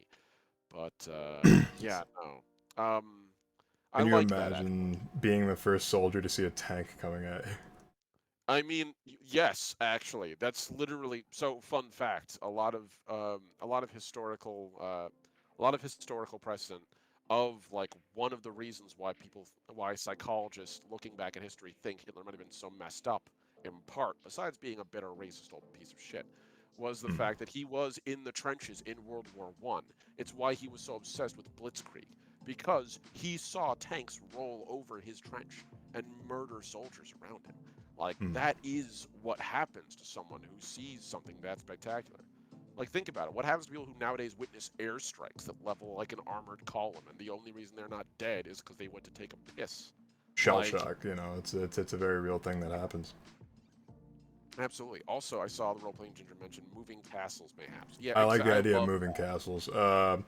Try not to tread too close to Howl's Moving Castle, but I like the idea of like these massive forts that are just moved by something, and I'm trying to figure out how that would work. We could go with It's like we could go giant with chess. yeah, like I'm thinking we could go towards it doesn't have to be Howl's Moving Castle, obviously. That's magic and also very Hmm. very specific. But like there's other precedents for that in like fiction. I'm thinking like a Wild Wild West, a movie that is in quality, but the idea of a giant moving like fortress, the Spider Walker is literally just a walking. It's Yeah. literally just a land ship with spider legs. Ginger is So talking about that fucking movie you always talk about in the chat. I can't escape that movie. one day I you're gonna can't. sit down and watch Mortal Engines, and I'm gonna be like, "See, it was only mediocre," I but can't get away from it. you can't, man. I One can't day, escape it. watch it. You know what, Red? What's gonna be the next time we all do our we're gonna do our meeting, and I get in on Derek Con. I'm gonna bring that fucking movie, and you're gonna hate it. Oh boy. Dylan said, what if there's a mercenary company that's the first to field a tank? That implies a lot of interesting things. That means that mercenary companies are the ones coming up with new and better technology to kill each other. So there's like that sort of like capitalism sense of things, like trying to like the competitive, like we're gonna outdo you this way. Like we're the ones coming up with the new things. Hell, maybe there's not a lot of standing armies to begin with. Maybe it is just we're hiring forces from specific countries to fight for us. When that happened a lot throughout our history, Yeah. throughout human history. So What if, and a thought on this, what if the nation states, I get the image in my head of like obviously active war, but active war as in, because again, none of these nation states are big enough to have like true World War I, world like Great War scale wars. There's no superpowers, so as a result, we're not able to get there. But I'm thinking more like Cold Wars, where the nation states themselves might deny engagement, or if they do engage, like they're largely doing it through like mercenary proxies while they're building their own armies, or if they're skirmishing, and the mercenaries are the only ones who are really capable, as it were. Because we mentioned like that they're like the elite. So what if the mercenary companies, in a way to try to like ingratiate themselves in these new powers, is like we've developed a new weapon for the next war that will inevitably come our way. The walking, like the land fortress, or something like that. yeah, there's a lot of stuff in chat that's like making me go like, oh, that's like eureka. Like so, Yeah. um, Yes. so Kane said cross Howl's Moving Castle with like the diesel punk of World War One or World War Two with walking tanks piloted by undead meat. What? No, That I know sounds. exactly what artist he's talking about. I know what you're talking That about. reminds me Damn. of Karnath from Eberron, the nation of it's an entire nation that does all their manual labor via undead. I was like that's what that reminds me of. That's very cool. I like the idea of that. So Ginger also said if mercenaries are valued like sports teams are in our world nowadays, they would absolutely want to bring the best innovations to the game. Yes, Yeah. I think that like mercenaries are going to be a bit like a big player in this. Like the idea of just and like going to join a mercenary company is sort of like a death wish, right? So it's just like, oh yeah, I'm gonna go join a mercenary company. It's like, you sure about that? Like, oh, it makes a lot of money. It's like, yeah, but you'll die. Like you Yeah. will die. Like it is. It's one of those things. Keith Thompson, is that the That's name of the the artist? artist. Yeah, that's the artist. I'll have to look him. Keith I'll have to look Thompson him up. does a bunch of like really gruesome, gritty art. They had an entire series where they basically took the concept behind World War One, and as opposed to having like just two nation states with different belief, with like two different political alliances, their very methods of making war were distinct.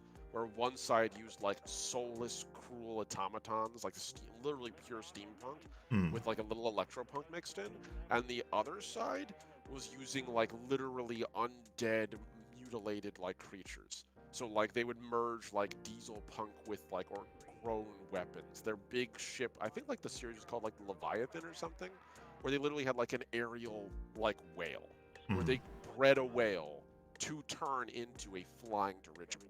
The concept art is gorgeous and horrifying. If you ever want to not eat for a couple hours and see some really cool concept art, Keith Thompson. I knew what you were talking about, Kane. I actually used that as a reference for a lot of some of my creepiest art. So, Keith Thompson. good Okay, eye. yeah, I'll have to keep that in mind. I don't know how like I don't know how dark or fantastical we want the setting to be, because right now this setting sounds very like grounded in reality, like something that could have happened, Yeah. right? So like it's really historical at the moment. We also haven't decided the level of technology that we want. So, um, I like what you mentioned earlier, like not quite World War I, or like not quite like at least not World War II for sure. it's like 100 years Um, off World War I, I'd say, because like there'd be like yeah, firearms and stuff like that, but they wouldn't be anywhere near as effective as like other firearms wouldn't be as effective as like a sword or a spear. Like yeah, firearms like were also difficult to make, you know. we're still like top loading muskets, that kind of thing, Yes, where so it it's still like, takes like a full 40 seconds to reload a musket if you're just a regular person. So like, you know. yeah. I agree with that. I think that's really practical. I like that idea. And I feel like if we have any fantastical elements, we sort of mentioned it before, but I like the idea of the darkest things we do being either like vaguely occult or vaguely alchemical, where like it could be magic, but the setting doesn't explicitly say it, and if it is, it's magic that could simply just be like a strange alternative method of science. Yes, that's one of the things I had, and I see it's like a lot of this is reminding me of my homebrew setting. So alchemy isn't seen as magic in my homebrew setting. Alchemy is just like you combine this, combine that, boom, it's just science. Like it's literally just science, but it, Different name. Yeah. yeah, and it's just things work. It's just like, oh yeah, there's stuff like yeah, healing potions exist. They're not magic. They're just healing potions. It's like, how do they work? It's like, well, it's like chugging down a whole fuckload of morphine. Makes you feel better. Right. But there's potion sickness in my setting for the exact reason. You can form addictions to these substances and stuff like that. So yeah, while healing potions and like cures to diseases are readily available and stuff like that, it's much like modern day. It's just like a lot of the stuff that would like readily alleviate pain and stuff like that, you'll form an addiction to it, or it's like there's a really bad side effect and stuff like that. It's like that's how alchemy works in my homebrew setting, but alchemy could work very similarly in this. You know, it's just like it isn't magic, but it's like people can't explain it. You know, it's like Right. they haven't come far enough to be able to explain like, oh yeah, when we mix this chemical with this chemical, it explodes. Couldn't tell you why, but when you do that and you ignite a spark, it'll explode. It's like, okay, so yeah, you have gunpowder. It's like, okay, so that'll propel a projectile. You know, Have you and ever have you ever watched the movie Nine by any chance? The Stitch. nine. It's like the little Stitch punk puppet surviving in like a post-apocalyptic setting. No. It's actually a pretty cool art piece. There's like a really good short that it's based off of, and the movie itself is entertaining. It goes on a little longer than it needs to, but the Sure. concepts are really cool.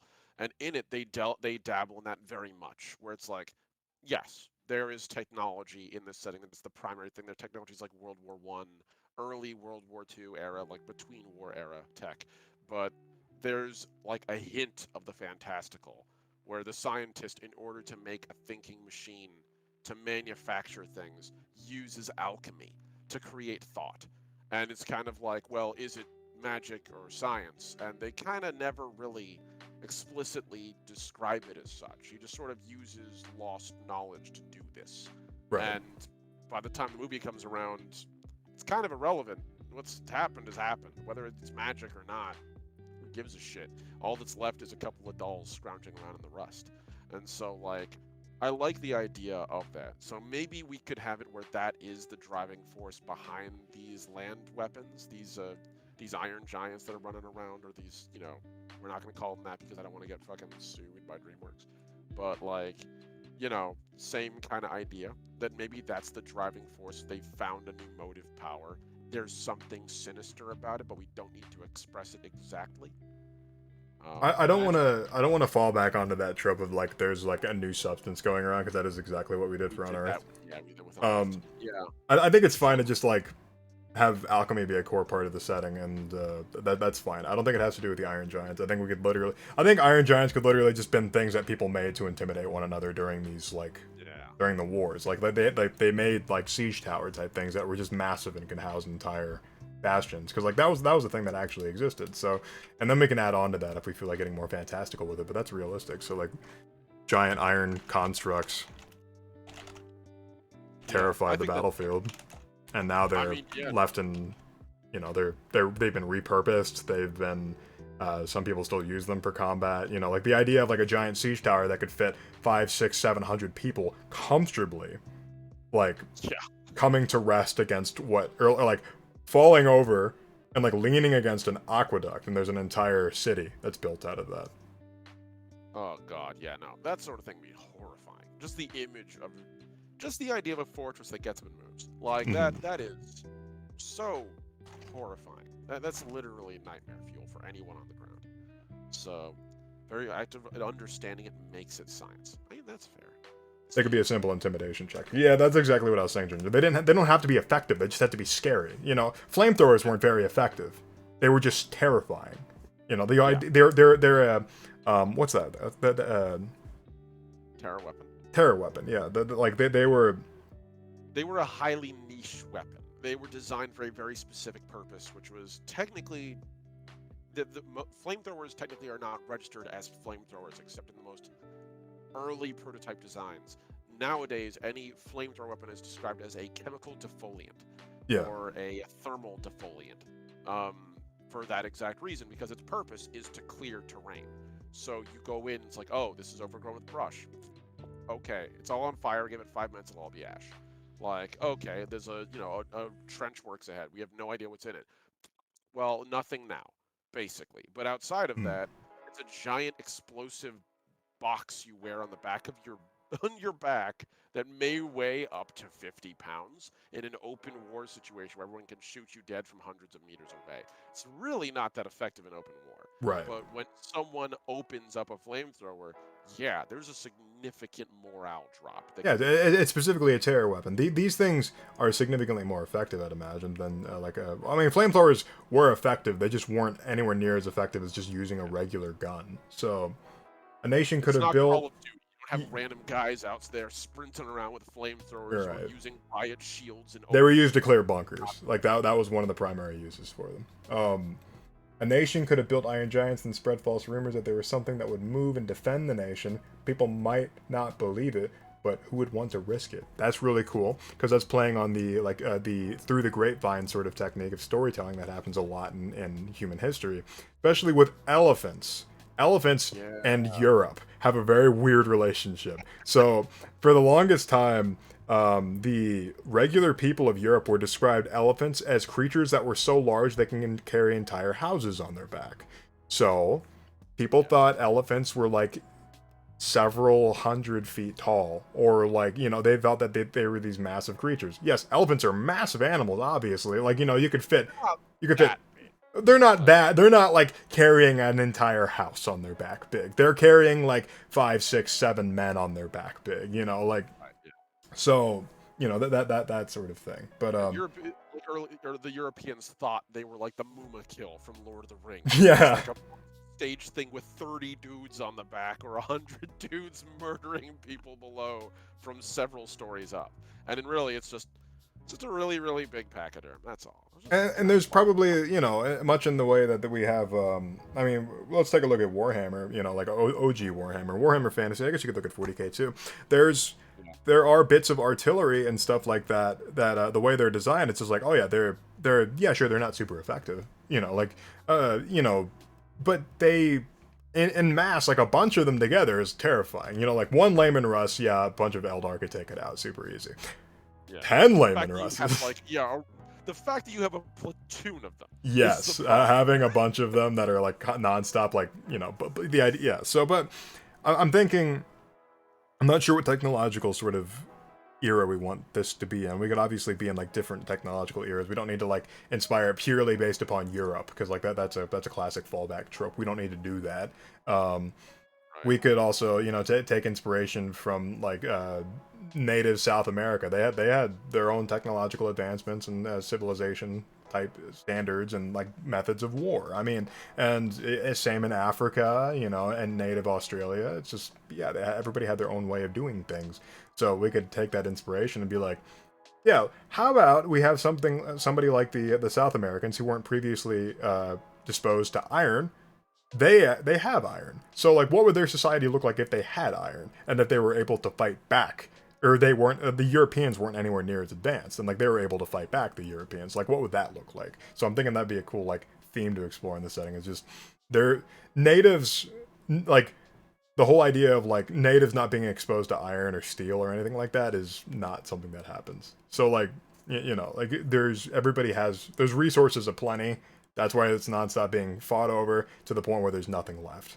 So that would also explain why there are giant iron war machines, because that crippling amount of iron you would need to make these things doesn't exist in the real world. So that could be where we get a little fantastical with it. There's an abundance of iron, and it's like ready to be harvested like everywhere and anywhere. So Yeah, that is actually one of the things I remember reading somewhere is like if you took all the gold in the world and you made it into a giant block, it'd be the size of a six-story building. yeah, Like that's it. that's all the gold on Earth.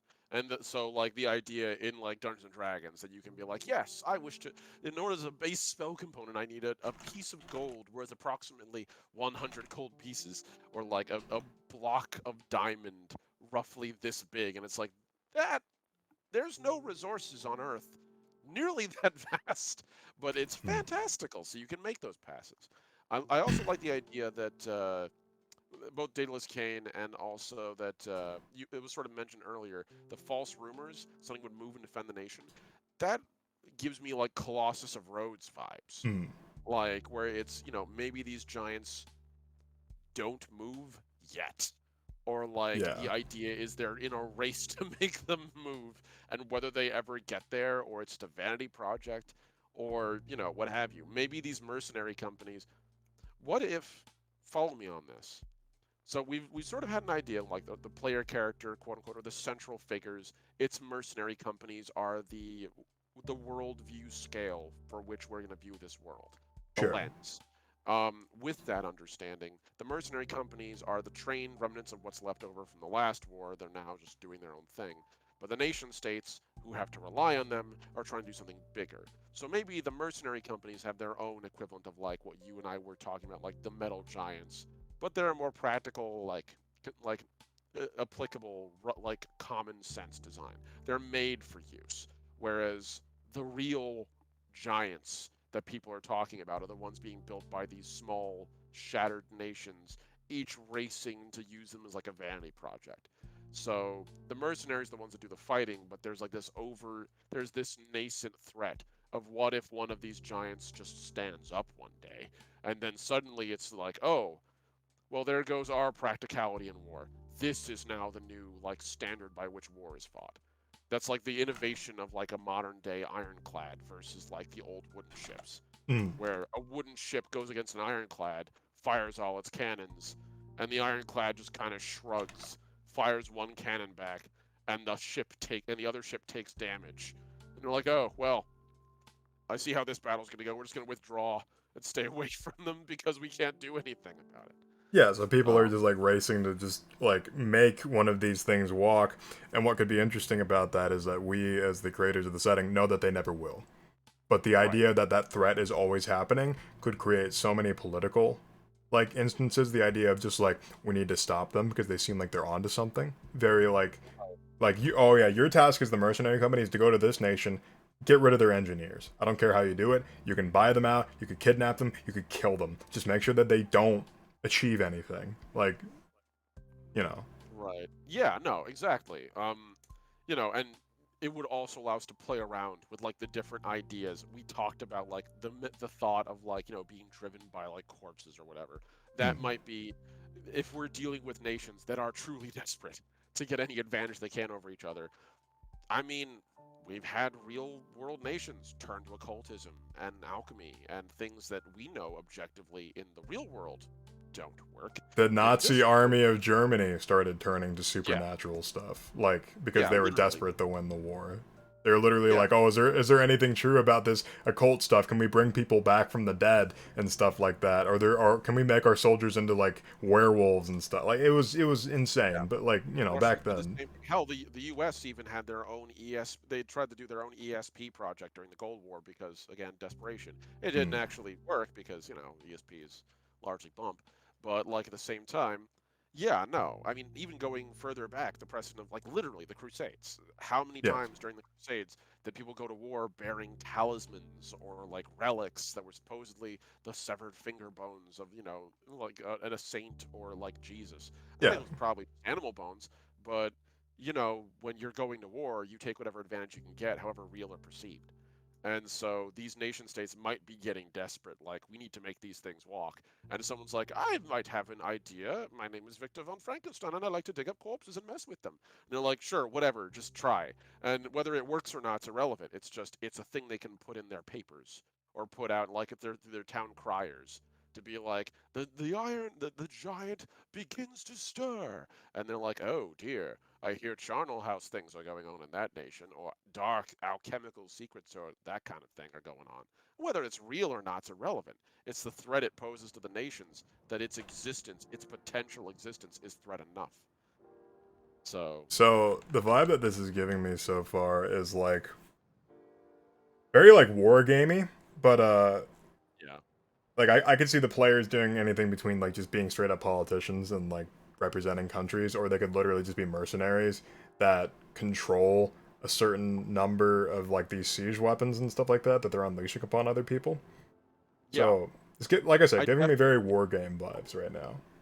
I definitely feel like if there's a combat system involved in this game system, if it, again, for whatever game system, it'll inevitably come from this because, you and I are role players and we're Yeah. gamers. That's how this shit works. I feel like it would be a tactical scale.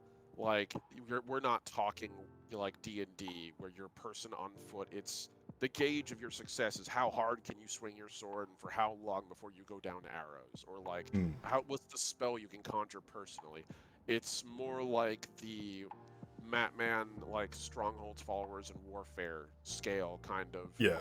Yeah, no, you're that small. When I'm you're also in that, thinking that there'll be two combat systems. There would be a dueling system, which would be like a small scale, like this will be like small yeah, skirmishes. So like a group of people versus another small group of people, or just a one person versus one person. And yeah, however outnumbered you are, like there could be one person just like I'm gonna go take on that entire mercenary company by myself. Like in that mercenary company might consist of just like you might be going after the leaders, sneaking in. If he rolls a bunch of if he successfully manages to get in behind enemy lines, he could try to take out the entirety of the leadership of this mercenary company by himself, which is like 1v4, 1v5. So just like yeah, and they would get an advantage. Obviously, numbers give people an inherent advantage. So like the idea of just like a small scale dual system that kind of that feels like I don't want to say Final Fantasy, but the idea of just like there's maybe more like Darkest Dungeon almost. It's just sort of like it's a back and forth, and it's a very brief back and forth. It's either going to be over really quickly or it's going to go on until somebody just like concedes. Like there's going to be and that also plays into the idea of just like this setting feels very grounded in reality. Gives me vibes of like Plague Tale almost. If you've heard of that game, um, but I've heard whispers about it. I haven't like seen much about it it, takes but I've place in like the 1300s, and it's like very medieval. Let's see. Kane says something like Mech Warrior if you lean into the politics. Yeah, there's mechs, but the PCs are also concerned with the logistics of the whole regiments of mechs being sent to attack a world, not the condition of a single mech. Yeah, so like it's absolutely yes. lack of priority over the individual, more so about the whole, and that plays into the political side of things. I also think that we could definitely make a system that plays like Warhammer, like 40k Crusade, and it wouldn't be as like crunchy or shitty. It wouldn't be like there wouldn't be so much to keep track of. You'd pick like your strongest units and you'd name them. Like you give names to the generals, the sergeants, stuff like Right, that, and they would be the big king shits, right? And right. and Yeah, the signature unit. Like you have yes, signature units, and then you have like and the regular, signature unit is like having a player character, and then you'd have like auxiliary units or like or like mercenary units, and that's basically like having NPC assistants. hmm. Yeah, like I got you. Um, Ginger made a I good point. Said Pathfinder First Edition has an army combat system. I didn't even know that, first of all. But yeah, that's really cool. I like the idea of just army full-sized combat is like something like a 4 times game as an RPG. Yeah, I'm just trying to think like how it should play. I mean, obviously there's a lot of tests to be made. Like I think it should play like Warhammer, but not as like gritty where you have to make like non-stop rolls. And maybe it's a little less. It's less worried about movement and stuff like that. It's more so worried about like power levels. So I feel like for me, the dual, at least for the dueling system, the image I had is, and of course, because I run it, Mouse Guard, hmm, which is based on a burning wheel system, where the ideal of combat isn't like who can tick each other's health points to the lowest point. It's who gains advantage. That's what ends combat. In combat, it's you fight until someone's strategic like ability to stand on their feet disappears. And then you basically have the one side that's the clear victor and the other side. If it's personal combat, that can literally be you fight until you just skewer somebody, and then that's the end of the fight.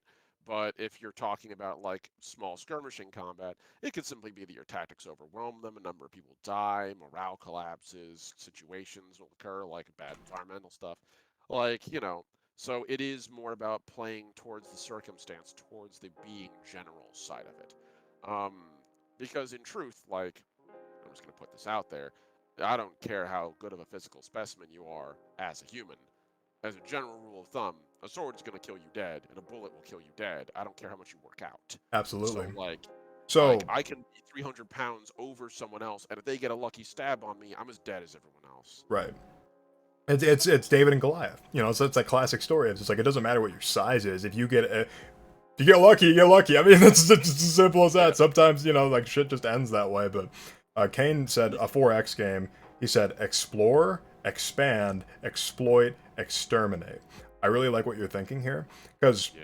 So here's what I'm thinking, Omni. This is giving me very Mouse Guard vibes, the way we're talking about it. There's like the mass scale stuff that happens, but you as mice are also like mice players. You get what I mean. You as characters are contributing to the overall arc of a story. So picture this. This is giving me goosebumps because I feel like we have something really fucking cool here. So imagine you have a giant grid set up by your GM. You can't see anything. There's a fog of war, just sort of like a civilization game.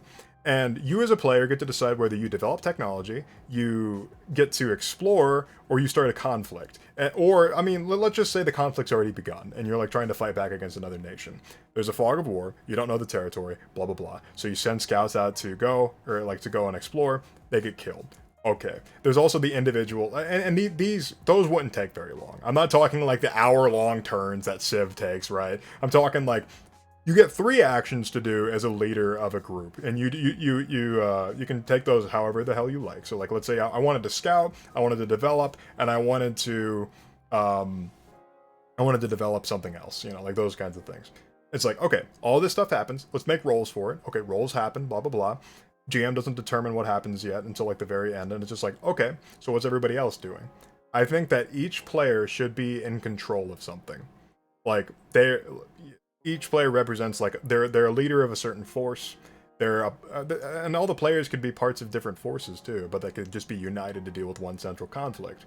But in the way that Mouse Guard does it, we come back in and there is focus on the individual, and that's where the majority of the gameplay happens. The idea of just like rolling these engagements and things going horribly wrong. For example, let's say I send a scouting party out to go investigate, there's some sort of strange things going on in this absolutely war-torn, ravaged marsh. It's just like, okay, I'm going to send a scouting team out to go there. They haven't returned after a week. I'm gonna have to go out there myself and figure out what happened. So it's just like that's where the role play would pick up. So essentially, at the beginning, there's at the beginning of a session, you roll a political scenario, you're figuring out what you're doing. If things are successful, they're successful. Great. You get some sort of perk that it helps you personally or your army or the people you're trying to protect or attack, blah, blah, blah. So from there, it's like, okay, we roll the engagement, a la Forged in the Dark, Blades in the Dark. You start with an engagement roll. It's just like, okay, this is how well it's going to go. And then after the engagement happens, it's just like, okay, the GM's like, okay, so you rolled pretty good, you rolled pretty well, but there's still going to be a little bit of conflict. Like, as you're making your way out to this march to investigate, you're ambushed. What are you ambushed by? Not soldiers, but by feral animals. So, like, that kind of stuff would happen, and there'd be roleplay events, like, and there's a complication. You're encountered by people that were native to this land, and they don't like it that you're trespassing on their territory. Like that sort of thing. So there's like a lot of political implications with this game, and I feel like it can be very heavily focused on roleplay if we try hard enough. Like the mass scale conflict, sure. Like, hey, I'm gonna take my entire nation and I'm gonna go to war with this nation. Okay, I'm gonna give it to you straight, Doc. Wars last weeks sometimes. Wars last months. Sometimes they last years. Your thing, you're doing a battle that is a part of a greater conflict. That is what you're doing individually, and that's only a small part of what happens. Because there's very few battles throughout history that were won in a couple of days. So, like, yeah, you would be in the middle of like the most interesting meat of the conflict that you're engaged in. For example, there's a battle. I'm trying to remember the what's that battle of the French versus the Agincourt? Very famous battle. It's just like the most famous part of the battle is the fact that the soldiers were slipping and tripping up on the mud. It's like, yeah, it's just like, it just so happens that you got lucky, and hey, maybe your Stormcaller did a really interesting alchemical spell and called down a storm, and it highly inconvenienced everybody on the battlefield, particularly the French in this case. I like that, actually. I like that a lot. It's and the best part is it allows us to. I feel like I found the word for what we should use to describe the level of like magic, quote unquote, in this setting of like mystical components, Yes. which is weird. So Weird. back when I was, and this is actually a thing. So No, I'm way listening. when I was in my one of the first games I ever played, the first role-playing game I ever played wasn't Dungeons and Dragons. It was actually Savage Worlds, like Edition 1. So Yeah. for those of you who play Savage Worlds now, it's probably nothing like it. It's probably just like the core rules or the basis, but everything else is probably messed up by now. In it, one of their starting settings was a setting that was called World War Weird or Weird Wars. And it was literally just, it's World War II pulp action, but what if when Nazis experiment with occultism, it's real? Or Right. if the Russians make bear troopers, it's real. You know, ESP from American Specialists is real. And then you basically just run with it as like a horror pop trope. Like a lot of the old Savage World stuff was, it was that classic kind of like pulp fiction style adventure. And, you know, there's good and bad in that. Honestly, I think Pulp Fiction is, if I'm being real with you, I think a lot of it is like culturally irresponsible and very appropriative. But in the idea of it, the simple explanation of it was you have shit that's just weird. And there's no other way to describe it. You don't have the proper gauge by which to describe what it is and to describe how real it is. But it has an impact. You just don't know what that impact, like the scale of it, what caused it. Doesn't matter. If they are really like actual like Russian werebears, okay, then they're werebears. Or if they're just horribly mutilated people in like armor, you don't know, but they're traipsing through a unit of U.S. Marines, and that's the problem. So I feel like we could use that as a way to like allow player characters customization into their factions. They would be able to introduce a flavor of weird into their forces. I like that. So like different nations have different things. If you want your force to be alchemical or have like alchemical components, you could. If you want them to be a little more like Charnel House, not quite undead, but like they're messing with something, like necromantic, sure, go for it. You want them to be like occultist, yeah, run with that. Stormcallers, like you said, like that's literally how many people, like over the course of history, have sworn they finally found a way to control the weather as a weapon. Right. Like yeah. even as recent as like the Cold War, we were sure by dumping aluminum sulfate into clouds we could generate storms. Which no, that's not how that shit works. But it sure looked good on paper to intimidate the Russians that we could make rain. Like, so yeah, no, like stuff like that I think would be really fun and a flavorful way to add a character, like a character to a unit or a regiment or a force under a player's control. In the same way that you would take feats to modify a character in D&D, you could take weird to modify an army. I like that idea a lot. It also opens up the idea of just like, yeah, you're a leader of a group, be it like, I mean, and obviously you don't have to be, this doesn't have to be straight up combat, you know, you could literally just be a representative group. You could be like a peaceful group that's like trying to represent people, but you're still going to get into conflicts. That's just kind of how it is. There's people that don't give a damn if you're a bunch of conscientious objectors. They don't care if you're a bunch of pacifists. They're still going to kill you. And then the thing is, from Nation X, and that's all they really need to know as far as they're concerned. Yeah. So, but the whole idea of just like them killing you creates a big political conflict because it's just like you just killed a lot of people that are pacifists. So it creates a lot of intrigue. So it's just like you as the leader of this pacifistic group, your goal is to try to keep your people alive. But if they do get killed, you go back to your home nation and be like, well, we tried.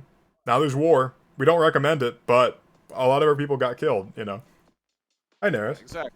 Thank you for the Hey posture there. check. Oh, Scratching real thank quick. you. So, but back on the idea of weird traits. Weird traits could just, as Kane was saying earlier, it's magic until it's explained, and then it's science. So, like, sure, there's people they're like, oh yeah, you have a whole group like unit that you specifically just give this chemical. It's like, take this, it will give you strength, and they're actually just snorting coke. Like they like just like the Germans, just like the Blitzkrieg. It's just like we're powerful, we feel great. It's like, bro, you just ate cocaine. Like you're of course you're gonna feel invincible. Like You feel real bad in a couple of days, but for now, sure, you probably won't notice your stomach is empty and you're working on your last couple of strings. So, But I like the idea of you and this could have like scaling levels of conflict. Obviously, Kane said the only existing RPG I can think that aims for this sort of scale is Rogue Trader in 40k, which came out in 97 or 87 rather. But it's really interesting design space since it's so far removed from the small group of PCs do everything themselves trope. Yeah, it's just like the idea of you're a leader. Like you may be a leader of like 5 or 6 people and have like a specialized elite force, but you're still a leader. You're still a leader of this an entire group. And I think what would be interesting is, yeah, you're a delegator, as it were. But the idea is there's also morale. Like there'd be a whole morale thing. It'd be like our leader tells us to do things a lot, but never does any of them. So like it's just like it's like when people started getting fed up with like kings and royalty. It's like, you guys tell us to do things all the time, but you never participate. And that's why they started wearing ceremonial plate and swords. It's just like, guys, I'm just like you for real. Like wearing all this armor and the weapons and stuff like that. It's just like, no. But yeah, you're totally like us. That's why you got yourself a custom forged cod piece with like an extra 8 inches on it. Sure, that's totally what you do in battle. Ginger said white dust, item, consumable, increased movement speed. I mean, yeah, you could even like increased pain thresholds, like increased morale, like yeah. increased morale next combat phase after -2 morale unless repeated dose.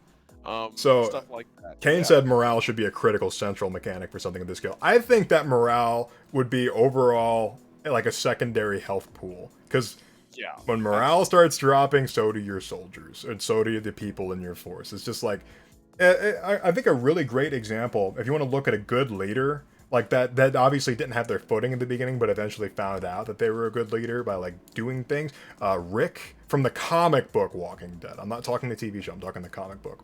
So Rick's whole thing is like, people were getting sick of Rick not doing things to like help out the group because they couldn't see him doing the things that were helping out the group. He was doing things behind the scenes, having meetings, all these discussions and stuff like that in order to, like make things good with his group and what have you.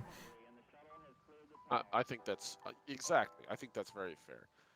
There's one particular one I'm thinking of, one particular show I'm thinking of specifically, and God help me, I'll remember it. It's God, it's He'll get it eventually. Oh, that's right. The Saga of Tanya the Evil, is an image I have.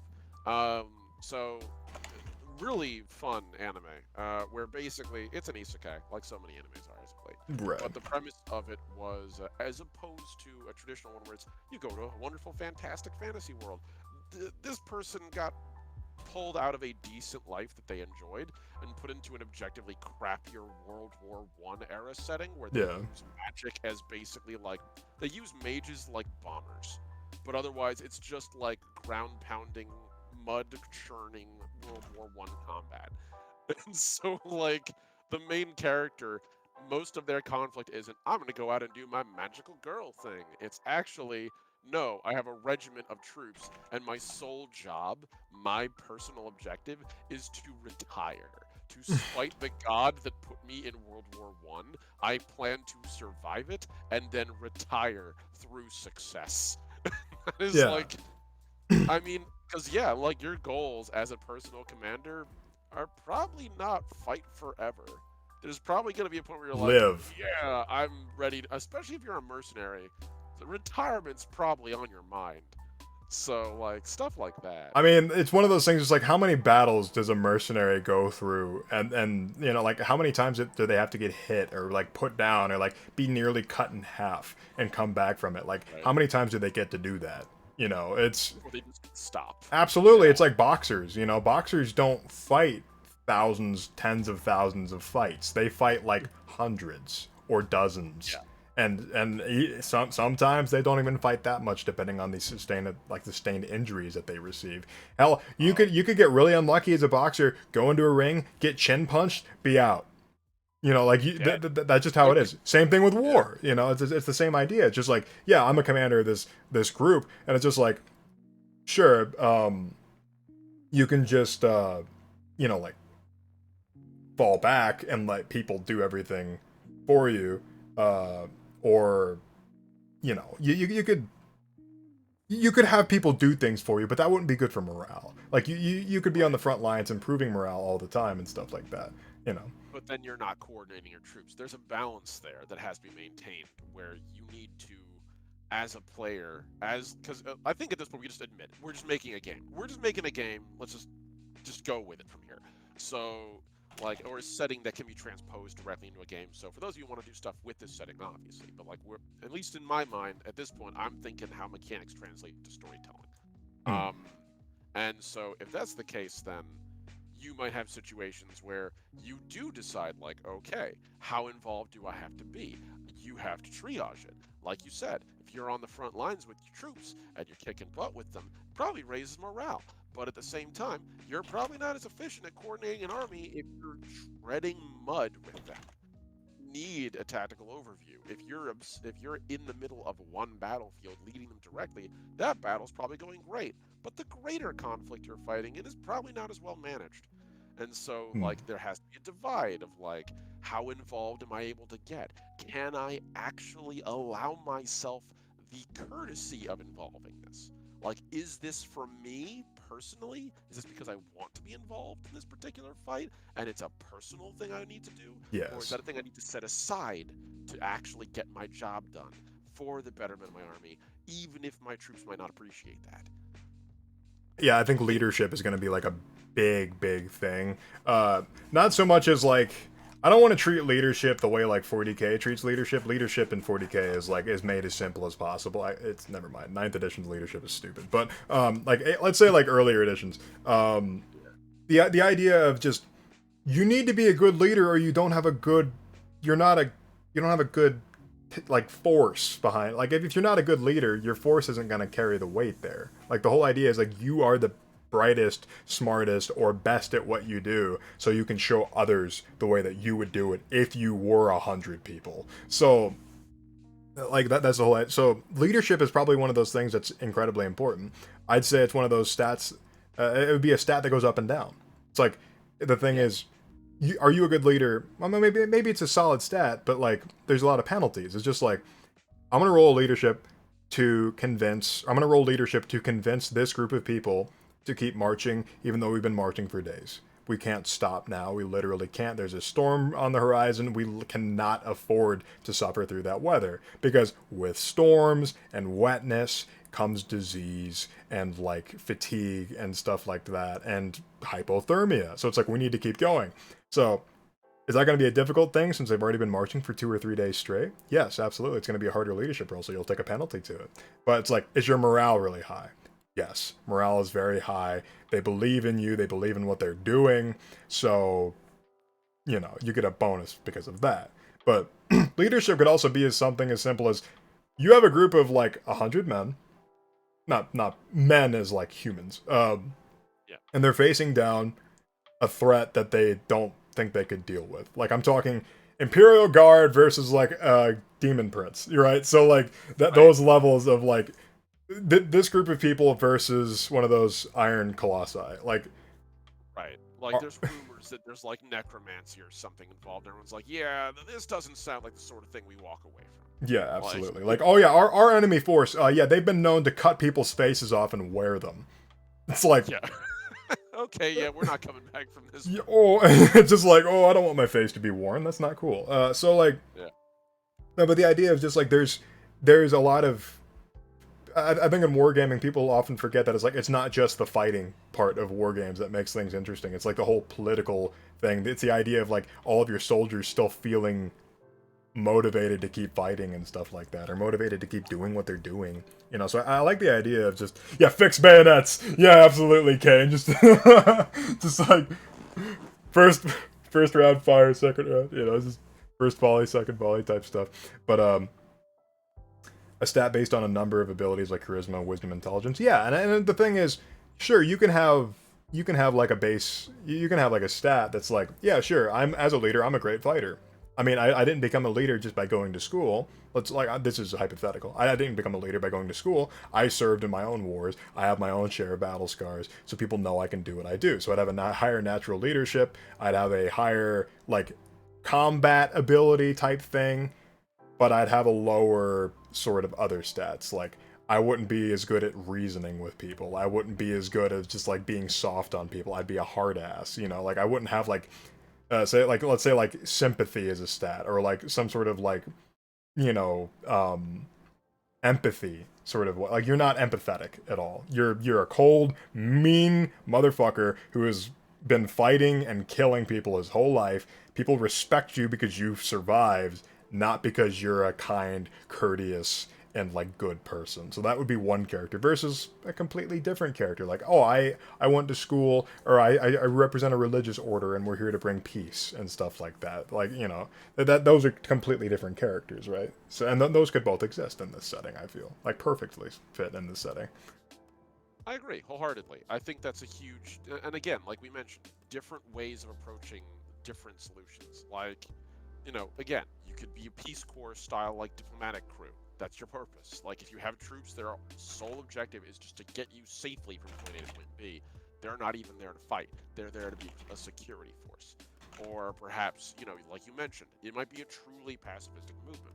Or it's like a traditional ground-pounding regiment where they're just there to fill up gaps in a regiment, and like gaps in a battle line. Or elite troopers or specialists, like storm callers or alchemical specialists, where they all have like a weird, but the focus is on them achieving specific objectives. They're all going about winning this war, whatever this war is, whatever their objective is, and or I should say, really, achieving their goals in their campaigns. Because I feel like that's Yes. what the real focus is here. If we're dealing with mercenaries, their existence in a campaign is not open-ended. When they're done, they're gone. So it's kind of like a, oh yeah, no, so we did what you told us to. Pay up. We're gone. That's it. That could be another factor entirely. It's like, do you have enough money in the coffers to pay your soldiers? Yeah. Like, oh. Yeah, it makes you weigh, like, do we go to more risky conflicts because we've been really, you know, getting our asses beat lately and we need a win. And that win might also make you bankrupt. Like, stuff like that. I think that's a really cool idea. Yeah, because like I'm gonna hire this group of soldiers. It's just like, okay, hiring a group of soldiers, you can give them like straight up money. But here's the thing, we're also in a world where money isn't so relevant because it's like a post-war world. So like hyperinflation has made money basically useless. So the whole idea of just being like, I'll give you land. It's just like, okay, who are you uprooting to give these people land? Or is it just massive areas that you can't farm because it's like infertile land and you're just giving it to them? And how pissed off are they going to be at the implication of like you're giving them dead land? You know, like there's all sorts of interesting factors I feel like that could go into this game. And honestly, I feel like this game could almost be a solo game. Like you could literally just play by yourself, or you could literally play one-on-one. Like you're the GM and your player. The GM is the one that's controlling the outside forces, and the player is just like, okay, I have this army, and this is what they're doing. But oh, absolutely, yeah. That seems like the sort of thing that could be easily worked into that. Yeah, Ginger said money to pay them, food to keep them alive. Yeah, absolutely, resources. Like you just like there's so many different factors that could go into this game, and I feel like this whole game could just be the factors. Like it could be a very simple. It doesn't have to be super crunchy. It could be a simple, straightforward thing. We have a bunch of factors that you have to roll for, and have all these things that you have to take into account that affect your rolls, and then most of it's just role playing. After like. Here's the like I was saying, engagement role, like beginning of the session. How is the session going to play out? Are things going to be bad? And the role play would be, can you make the bad things better, or can you make the good things last? Those sorts of things. It's very much like bad things are going to happen. Period. How good are you at remedying these bad things happening? Like, so yeah. It's really entertaining too, because like that is how wars are fought. Like a general will take, oftentimes they will look at a battle and be like, "Oh yeah, we're gonna get our ass beat. Our job isn't to win here. Our job is simply not to lose." Exactly. Like, and so and what do you tell the folks fighting in the Battle of the Bulge? Like, it'll be a glorious battle. No, it won't. You're gonna die in huge numbers for like maybe a couple kilometers of land. So that you can set up another counter invasion 3 months down the road with another couple thousand people dead for another couple kilometers of land. Yeah. It's gonna suck, no matter what. But you do your job because your job is not. It's not vainglory. Your job is to do your job. Unfortunately, your job is dying for Yeah. a good cause. First rule of war: don't get hit. Yeah, 100%. So, Kane said there's a big difference between fight hard and history will remember your deeds forever, and fight hard, because if you fail, this army will burn the city and slaughter your families. So, yeah. Oh, absolutely. there's an element of charisma, but the stakes and the relevant secondary concerns should have a huge impact that isn't often accounted for in RPGs and war games. Yes, because I don't want this game to be the sort of like typical glorification of war. I want it to show the actual horrors of war. It's just like, yeah, you failed this battle. You're not dead. The enemy's taking you prisoner. The story continues. Like, Yeah. you're not dead. You're gonna have to fight your way to escape out of this prison before they execute you. Like that sort of thing. And or they hold you hostage and Yeah. use you like a Ginger was talking about that earlier. Yeah, exactly. They use you as a tool against your homeland, or they try to interrogate you. Like if we're dealing with like a high weird situation, I mean, they might have ways of making you talk that don't necessarily rely on you. That could be an entire weird trait for an army. It's just like you're better at interrogation. Yeah, exactly. Like you have folks who can either drug or poison or like mind. Kane said, "Yup, definitely Morkborg." Yeah, no, this isn't like a grim, dark setting. It's just like dark. It's very medieval. It's like this is what medieval like nations would do to one another. They'd be like, "Okay, I'm gonna raid your entire kingdom," and it's just like, "Okay, well, we failed on the raid. Whoops!" And then it's just like, "Okay, so the counterattack, we're coming back to your place that doesn't have an army there. We're gonna burn everything you've ever had to the ground, and now you don't have shit." Like that. I mean, like how many thousands of times has that happened throughout history? Just like pretty much every single campaign that went south. That's pretty exactly. much like, or like any nation that just gets to the point where they're like, yeah, we're just kind of tired of waiting for a reasonable victory. We're just gonna make it, and you're either gonna surrender or we're just gonna keep burning your shit. See the Southern strategy. Like, Yep. say what you will, it ended the war pretty effectively. Yeah, the idea of going around the Mississippi Yeah. and into the South. We're just gonna march through pretty much your heartland and burn, salt, destroy everything until you capitulate. See that could be another like army trait, being like, oh yeah, we're what's that called? That's called a scorched earth. You know, like Yeah. you're a scorched earth army. It's just like, why are you fighting? There's a reason. It's not Yeah. to